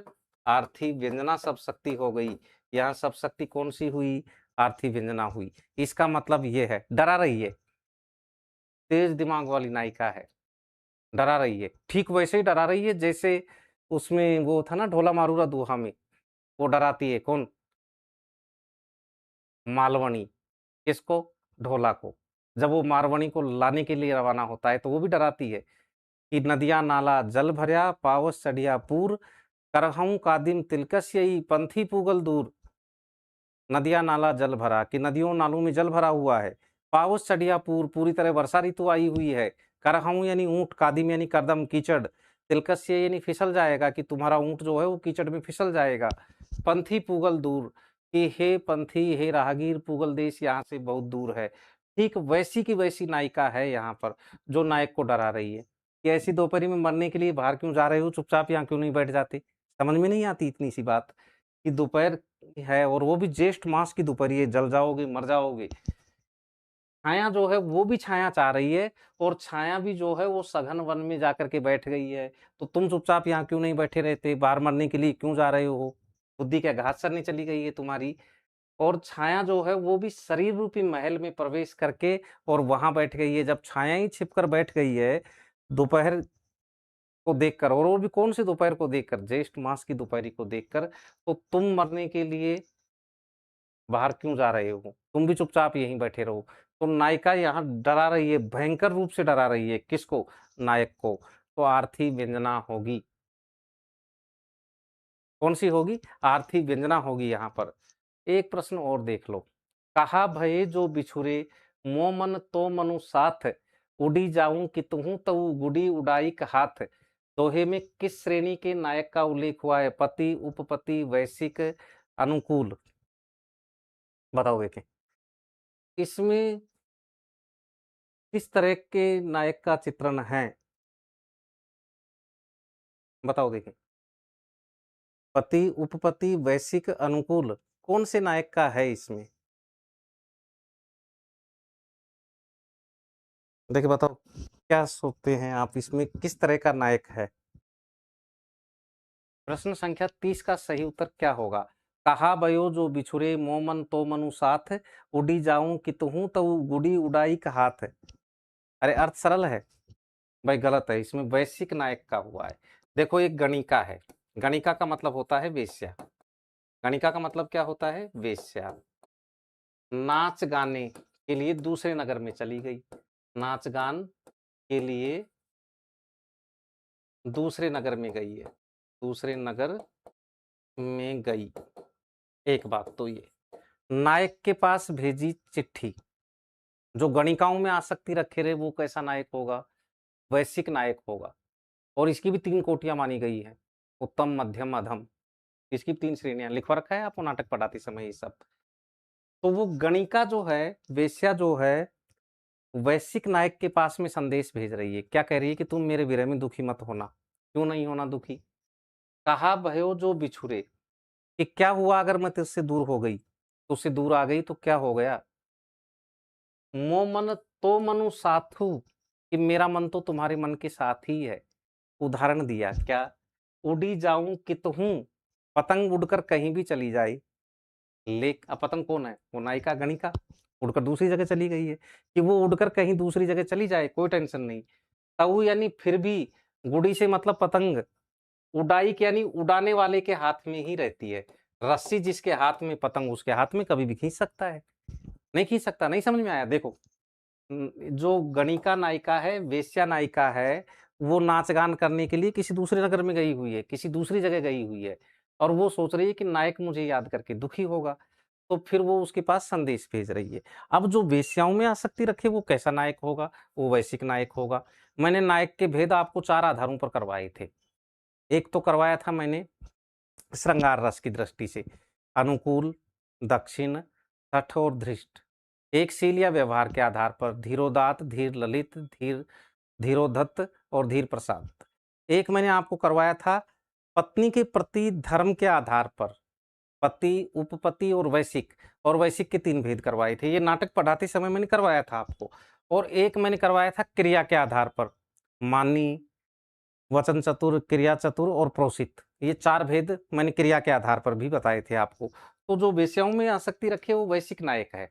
अब यहाँ नायिका का कथन है, ये नायिका का कथन और किससे है, नायिका का कथन और किससे है, नायिका से है, किससे है, नायिका वो सॉरी, नायिका का कथन किससे है, नायक से है, किससे है, नायक से है। क्या कथन है, का भयो जो बिछुरे, कि क्या हो गया यदि अलग हो गए, मर क्यों रहा है। मो मनु तो मनु साथ, कि मेरा मन तो तेरे ही साथ है। अरे इस बात को ऐसे समझ लो कि उड़कर चाहे कहीं भी चली जाए, तऊ यानी फिर भी पतंग जो है वो उड़ाने वाले के हाथ में ही रहती है।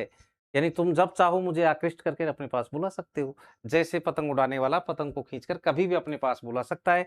पतंग अनंत आकाश में कहीं भी विचरण करती हो, लेकिन रहेगी तो उड़ाने वाले के हाथ में ही ना, डोरी को खींचा और आ गई उसके पास में। तो कह रही है कि अगर तू चाहे तो मुझे कभी भी बुला सकता है। इसका मतलब ये हुआ यहाँ पर। अगर आपकी इजाज़त हो, इसी तरीके से इस प्रश्नोत्तरी को हल करना चाहते हो तो कल करेंगे, और सुपर फास्ट करना चाहते हो तो 5 मिनट में उत्तर बता देता हूँ। उत्तर बताने में आपको क्या आनंद आएगा? कोई मतलब तो होगा नहीं। उत्तर बताने में कोई आनंद आएगा क्या? कोई आनंद नहीं आएगा। चलो देखो, थोड़ा-सा और देख लो, और देखिए। लखी लोने लोइननु को कोउ इनु होई न आजू, कोने गरीब निवाजऊँ कित तूठ्यो रतिराजू। दोहे में किस श्रेणी की नायिका का उल्लेख हुआ है? मुग्धा, कुल्टा, नवोढ़ा, मध्या। चलो देखते हैं।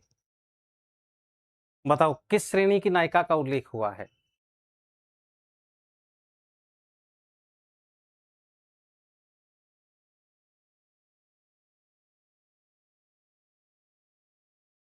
इसमें किस श्रेणी की नायिका का उल्लेख हुआ है, यह आपको बताना है। किस श्रेणी की नायिका का उल्लेख हुआ है? पहले तो ये कथन किसका है? सखी कह रही है नायिका से। सखी किससे कह रही है? नायिका से कह रही है। किस तरह की नायिका का जिक्र हुआ है, ये आपको बताना है। सखी का कथन है नायिका से। चलो मैं बता देता हूँ। एक बार अर्थ करोगे तभी तो पता चलेगा ना कौन सी नायिका। लखी यानी देखकर, लोने यानी सलोने, सांवले, लोइननो यानी नेत्रों को, कि नायिका के सलोने नेत्रों को देखकर। लखी मतलब देखकर। लखी का मतलब क्या है? देखकर। लोने मतलब सलोने, सांवले। लोइननु लोयन लोचन नेत्र, ये कोइनू कोयों को, कोय मतलब ये जो इससे होते हैं ना, ये इनको, नायिका के सलोने नेत्रों के कोयों को देखकर। कोई न आजू, क्या आज तो पता ही नहीं चल रहा। कौन गरीबू निवाजबो, कि पता नहीं तुम किस गरीब पर जाकर कृपा करोगी। कित कित टूठ्यो रतिराजू, रतिराजू यानी कामदेव, कि पता नहीं आज कामदेव किस पर प्रसन्न होंगे। अब तो आइडिया लगा सकते हो ना। नायिका के नेत्रों में वासना का भाव है, रति की चाह है। उसके सांवले नेत्रों में ये भाव देखकर, उसके आँखों के सांवले नेत्रों के आँखों के कोयों में ये भाव देखकर, और सखी कह रही है उस नायिका से कि पता नहीं चल रहा आज क्या होगा। और कौन गरीब निवाज है जिसको तु कौन गरीब ऐसा है जिसको जाकर तुम अपनी कृपा से निवाजोगी, या रतिराज जो कौन है कामदेव, पता नहीं आज किस पर प्रसन्न होंगे। मतलब वो जाकर किसी पर भी प्रसन्न हो जाएगी। उल्टा नायिका का जिक्र है यहाँ पर। कौन सी नायिका का है? उल्टा नायिका का जिक्र है यहाँ पर। जब उसे यही पता नहीं है कि किस पर जाकर प्रसन्न हो जाएगी, कामदेव किस पर प्रसन्न होंगे, तो यहाँ उल्टा नायिका। अरे मुग्धा क्यों होगी? मुग्धा नायिका वो होती है, मुग्धा नायिका तो स्वकीय नायिका का एक भेद है। और स्वकीय नायिका वो होती है जो जिससे प्रेम करे उसी से विवाह करे। वो स्वकीय, स्वकीय के 3 भेद होते हैं, मुग्धा, मध्या और प्रोढ़ा। तो मुग्धा नायिका कौन-सी होती है? जिसमें यौवन का आगमन हुआ हो, और जिसे इसका ज्ञान भी नहीं हो, और जो जिस नायक से प्रेम करे उसी से विवाह करे, वो होती है मुग्धा तो। तो यहाँ मुग्धा कहाँ है रे? यहाँ तो उल्टा है कि न जाने किस गरीब को जाकर तुम निवाजोगी, किस गरीब पर कृपा करोगी, और पता नहीं आज कामदेव किस पर प्रसन्न होंगे, कि पता नहीं कौन तुम्हारी दृष्टि में चढ़ जाए, तुम किसके साथ संभोग करो, किसके साथ रति क्रिया करो। तो कोई भी हो सकता है वो व्यक्ति, की पता नहीं किसके साथ जाकर करोगी। तो ऐसा काम तो कौन कर सकती है? उल्टा कर सकती है। इसलिए यहाँ कौन-सी नायिका का जिक्र है? उल्टा नायिका का जिक्र है। आपने पढ़ाई की नहीं, आप बस सीधा-सीधा ऊपर-ऊपर से देख के अर्थ। और जय सिया राम। शीतलता अरु सुबास को घटे न महिमा मूरु, पीनस वारे ज्यों तज्यो सोरा जानी कपूरू। दोहे का भाव है, दुष्ट व्यक्ति गुणी का निरादर ही करता है। गुण न जानने वाले के निरादर से गुणी की महिमा भी घट जाती है। गुण न जानने वाले के निरादर से गुणी की महिमा नहीं घटती है। गुण न जानने वाला केवल बुरी वस्तु को ही सब कुछ समझता है। अब आपको बताना ये है कि इस दोहे में कौन सा भाव व्यक्त हुआ है। कोर्स की डिटेल भाई चलती क्लास में नहीं बताई जा सकती। कोर्स की डिटेल के लिए इन नंबरों पर व्हाट्सएप मैसेज करें। और फिर आपको पूरी जानकारी मिल जाएगी। ये जो नंबर हैं, इन पर व्हाट्सएप मैसेज कर देना। अभी क्लास का आनंद भंग हो जाएगा। अभी कोर्स याद ही नहीं होना चाहिए आपको, इस प्रश्नोत्तरी का आनंद लीजिए ना आप आराम से। बताओ यहाँ क्या है? यहाँ होगा गुण न जानने वाले के निरादर से गुणी, नहीं ये नहीं होगा, बी नहीं होगा, गलत गलत गलत गलत। गुण न जानने वाले के निरादर से गुणी की महिमा नहीं घटती है, इसका भाव ये है। अब ये क्यों है देखो, शीतलता अरु सुबास को घटे न महिमा मुरु। इस शीतलता और सुगंध की का जो मूल आधार है, मूल है जड़, उसकी महिमा कभी कम नहीं होती।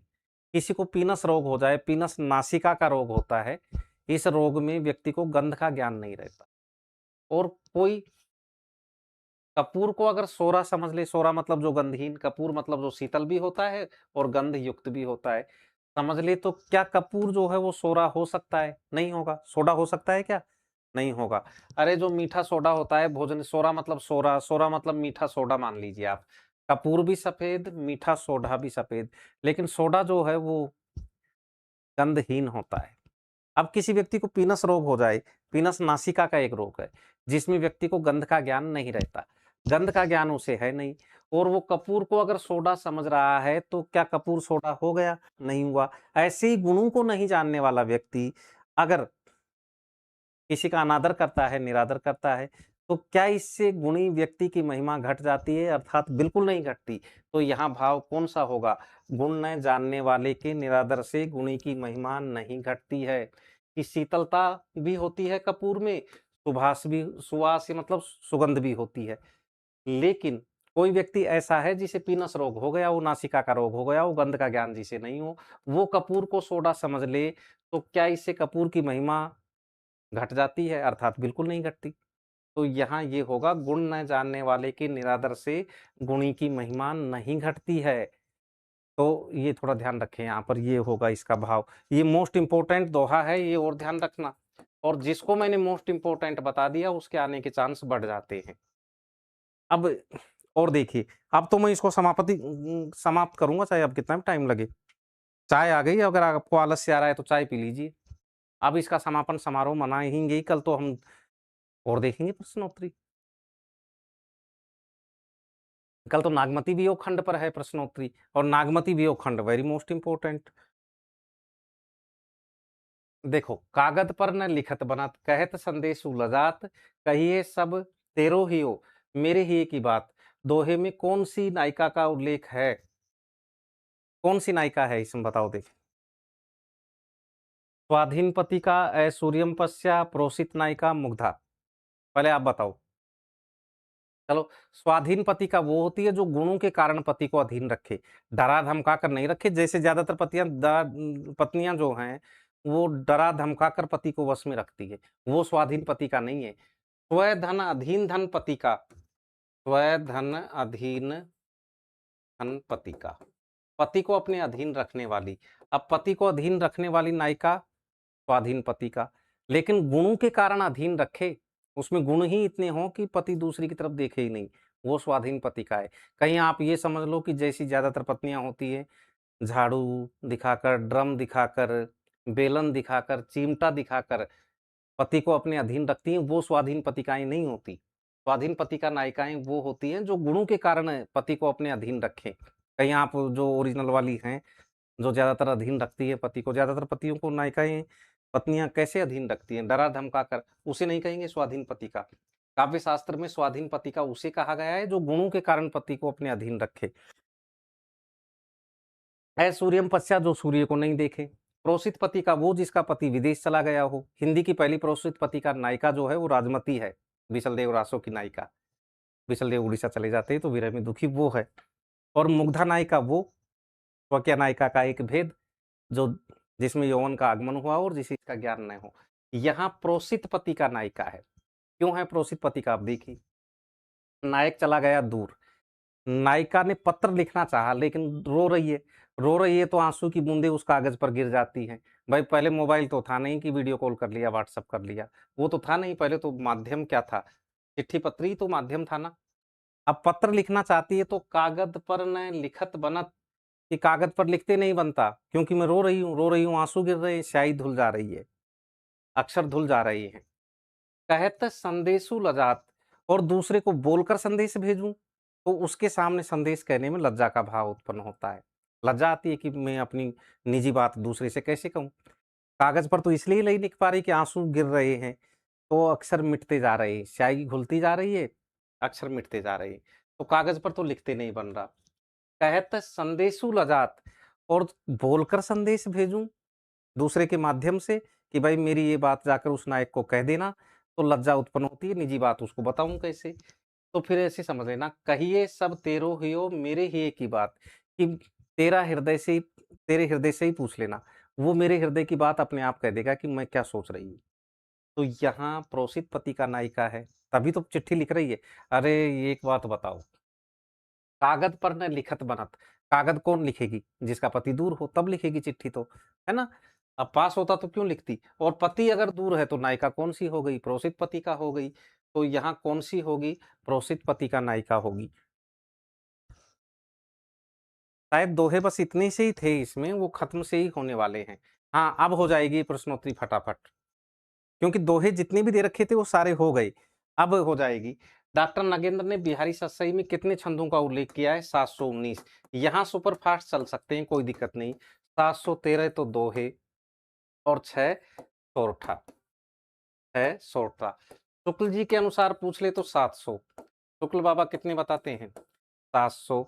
जगन्नाथ दास, ये 725 कौन, 725 लाला भगवान दीन, 725 कौन, लाला भगवान दीन, ठीक है। 713 कौन, देखो यहाँ शुक्ल जी, ये हो गए शुक्ल जी, ये हो गए जगन्नाथ दास रत्नाकर, जगन्नाथ दास रत्नाकर, और ये हो गए आपके कौन, डॉक्टर नागेंद्र, और ये हो गए लाला भगवान दीन। सबके अनुसार याद रख लो, चारों विकल्प सोचें इसके। 700 दोहे किसने माने हैं, रामचंद्र शुक्ल ने। 713 दोहे किसने माने हैं, जगन्नाथ दास रत्नाकर ने। 719 छंद माने हैं नागेंद्र ने, जिनमें से 713 तो दोहे हैं, 6 हैं सोरठा। 725 माने हैं लाला भगवान दीन। लाला भगवान दीन की एक रचना है बिहारी सतसई की व्याख्या करते हुए, बिहारी बोधिनी। कौन सी है, बिहारी बोधिनी। और बिहारी बोधिनी में उन्होंने 725 का उल्लेख किया है, तो 725 बिहारी बोधिनी में लाला भगवान दीन, ठीक।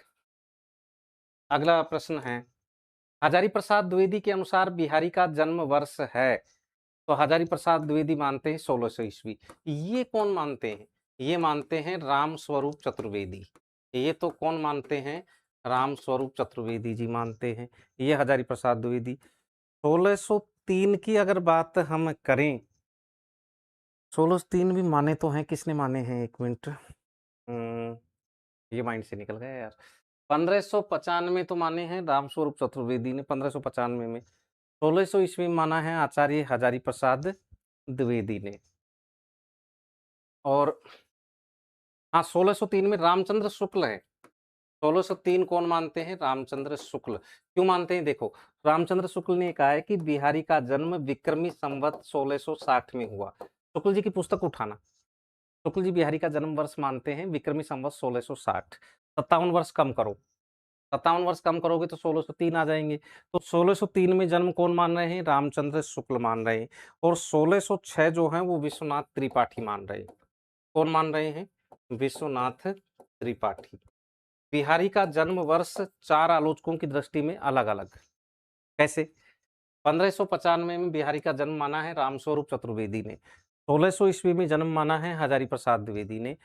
शुक्ल जी की बुक आप पढ़ेंगे तो बिहारी का जन्म वो विक्रमी संवत 1660 में मानते हैं। इसका ईस्वी सन बना दो, 57 वर्ष कम कर दो, तो शुक्ल जी मान रहे हैं 1603 में। और 1606 में माना है विश्वनाथ त्रिपाठी ने। तो यहाँ सही उत्तर क्या हो जाएगा, सही उत्तर ख हो जाएगा। अगला प्रश्न है, किसने बिहारी को अश्रृंगारिक कवि कहा है, परशुराम चतुर्वेदी ने।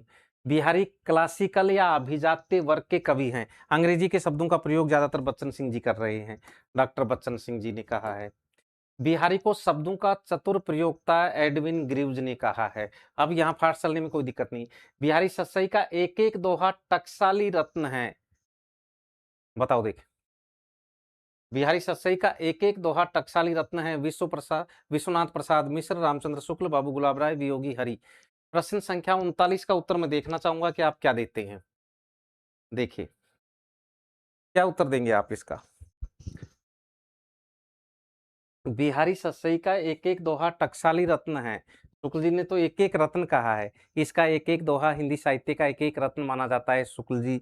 और टकसाली रत्न की बात आ जाए तो वियोगी हरि। हाँ, मुझे पता था कि आप रामचंद्र शुक्ल ही बताओगे। देखो शुक्ल जी का कथन देखिए पहले। इसका एक-एक दोहा, एक ये आ भी गया है, ये कथन पहले भी करवा चुका हूँ। इसका एक-एक दोहा हिंदी साहित्य का एक-एक रत्न माना जाता है। कहाँ किया टकसाली शब्द का प्रयोग? आपको एक-एक रत्न में और टकसाली रत्न में कोई अंतर ही नहीं आ रहा। वाह, वेरी गुड। ऐसे कैसे होगा? वियोगी हरि, इसका एक-एक दोहा हिंदी साहित्य का एक-एक रत्न माना जाता है। शुक्ल जी ने तो ये कहा है। टकसाली रत्न कहा है या एक-एक रत्न कहा है? एक-एक रत्न माना जाता है। शुक्ल जी ने तो ये कहा है। टकसाली रत्न जो है वो वियोगी हरि ने कहा है, माना जाता है। शुक्ल बाबा ने तो यह कहा है, ये तो वियोगी हरि ने कहा है। एक-एक रत्न में और टकसाली रत्न में अंतर समझें। मेरी गलती ये यहाँ पर, मेरी भी ये गलती हो गई। मुझे ये शुक्ल जी पहला विकल्प देना चाहिए था, थोड़ा मोटा और देना चाहिए था कि आप इसी को करते 100%। ये तो केवल आपको कंफ्यूज करने के लिए था। टकसाली रत्न किसने कहा है? वियोगी हरि ने कहा है। निम्नलिखित में से कौन सी रचना और उसका रचनाकार सुमिलित नहीं है? देव और बिहारी कृष्ण बिहारी मिश्र, बिहारी और देव लाला भगवान दीन, बिहारी का नया मूल्यांकन बच्चन सिंह जी, बिहारी की काव्य कला विश्वनाथ प्रसाद मिश्र। कौन सी रचना और उसका रचनाकार सुमिलित नहीं है? ये बिहारी की काव्य कला जो है विश्वनाथ प्रसाद मिश्र की नहीं है, ये है डॉक्टर उदय भानु सिंह की। डॉक्टर उदय भानु सिंह के वैसे तो प्रिय कवि तुलसी हैं, लेकिन बिहारी पर भी है। अच्छा, जो विश्वनाथ प्रसाद मिश्र हैं, उन्होंने तो एक तो बिहारी लिखी है, एक तो बिहारी, 2 आलोचनात्मक पुस्तकें हैं इनकी, और एक है बिहारी की वाग विभूति। एक कौन-सी है? बिहारी की वाग विभूति है। बिहारी की वाग विभूति है। इनकी तो ये 2 हैं भाई। यहाँ पर ये डॉक्टर उदय भानु सिंह की है। बिहारी की काव्य कला किसकी? डॉक्टर उदय भानु सिंह की है। विश्वनाथ प्रसाद मिश्र की तो 2 हैं, बिहारी और बिहारी की वाग विभूति। ठीक है, अगले प्रश्न की ओर चलते हैं। अब तो 10 ही बचे, अब सल्टा दो इनको फटाफट। बिहारी के लिए प्रेम चौगान का खेल है, बच्चन सिंह जी का कथन है। किसने बिहारी को रीतिकाल का सबसे लोकप्रिय कवि कहा है? प्रश्न संख्या 42 का सही उत्तर क्या होगा? किसने बिहारी को रीतिकाल का सबसे लोकप्रिय कवि कहा है? चलो बताओ देखें। अब मैं जल्दी क्यों करूं 4-5 प्रश्नों के लिए, आराम से ही चलने दो। किसने बिहारी को रीतिकाल का सबसे लोकप्रिय कवि कहा है? बच्चन सिंह ने, रामस्वरूप चतुर्वेदी ने, हजारी प्रसाद द्विवेदी ने, या विश्वनाथ प्रसाद मिश्र ने? कल की जो प्रश्नोत्तरी रहेगी वो नागमती वियोग खंड पर रहेगी, अच्छे से पढ़कर रखना, थोड़े प्रश्न भी ज्यादा लूंगा उसमें। हजारी प्रसाद द्विवेदी ने कहा है। बिहारी को रीतिकाल का प्रतिनिधि कवि किसने कहा? बच्चन सिंह जी ने, रामस्वरूप चतुर्वेदी ने, विश्वनाथ प्रसाद मिश्र ने, रामचंद्र शुक्ल ने? बिहारी को रीतिकाल का प्रतिनिधि कवि किसने कहा है, यह आपको बताना है। प्रश्न संख्या 43 का सही उत्तर क्या होगा? बिहारी को रीतिकाल का प्रतिनिधि कवि किसने कहा है? बच्चन सिंह जी ने कहा है। किसने कहा है? बच्चन सिंह जी ने। अगला, बिहारी सतसई को श्रृंगार भक्ति और नीति की त्रिवेणी किसने कहा है? बिहारी सतसई को श्रृंगार भक्ति और नीति की त्रिवेणी किसने कहा है? नामवर सिंह जी ने, विश्वनाथ प्रसाद मिश्र ने, भगीरथ मिश्र ने, या रामचंद्र शुक्ल ने? भगीरथ मिश्र ने कहा है। किसने कहा है? श्रृंगार भक्ति और नीति की त्रिवेणी जो है वो किसने कहा है? भगीरथ मिश्र ने कहा है। बिहारी को सुक्ति संग्राहक कवि किसने कहा है, कि सुक्तियों का संग्रह करने वाले कवि हैं, ये किसने कहा? बिहारी को सुक्ति संग्राहक कवि किसने कहा? परशुराम चतुर्वेदी ने, भगीरथ मिश्र ने, हजारी प्रसाद द्विवेदी ने, रामचंद्र शुक्ल ने? किसने कहा है? सुक्ति संग्राहक कवि कहा है हजारी प्रसाद द्विवेदी ने। बिहारी सतसई को रसिकों के हृदय का घर हजारी प्रसाद द्विवेदी ने कहा। बिहारी को दोहों का बादशाह है बलदेव उपाध्याय ने कहा। यूरोप के साहित्य में बिहारी सतसई के समान कोई रचना नहीं है। बिहारी सरलता से भारत के थॉम्पसन कहे जा सकते हैं। ये कथन गिरियर्सन का है। किसका है ये? ये कथन गिरियर्सन का है। बिहारी को रीति ग्रंथकार कहना अवैज्ञानिक है। ये कथन बच्चन सिंह जी का है। किसका है? बच्चन सिंह जी का। बिहारी को पीयूषवर्षी मेघ राधाचरण गोस्वामी ने कहा था। ये बिहारी ससई पर बिहारी रत्नाकर समझ लीजिए आप, बाबू जगन्नाथ दास रत्नाकर, जो टीका लिखी उन्होंने 1925 में, बिहारी ससई की सबसे प्रामाणिक टीका। उससे जो एमपी सहायक आचार्य के पाठ्यक्रम में 19 या 20 दोहे लिए हुए थे, प्रत्येक दोहे का मैंने आपको रिवीजन करवा दिया है, प्रत्येक दोहे पर प्रश्नोत्तरी करवा दी है। कल हम देखेंगे बहुत अच्छे से नागमती वियोग को। अगर इस प्रक्रिया में 1-2 दिन जो रेगुलर क्लासेज हैं वो बाधित हो भी जाएँ तो टेंशन मत लेना। ये भी काम की चीज़ें हैं, इनको पढ़िए। मैं उम्मीद करता हूँ कि प्रश्नोत्तरी आपको पसंद आई होगी, मैंने बड़ी मेहनत के साथ बनाई भी थी इसको। अच्छा लगा होगा आपको। आज के लिए इतना ही, शुभ रात्रि।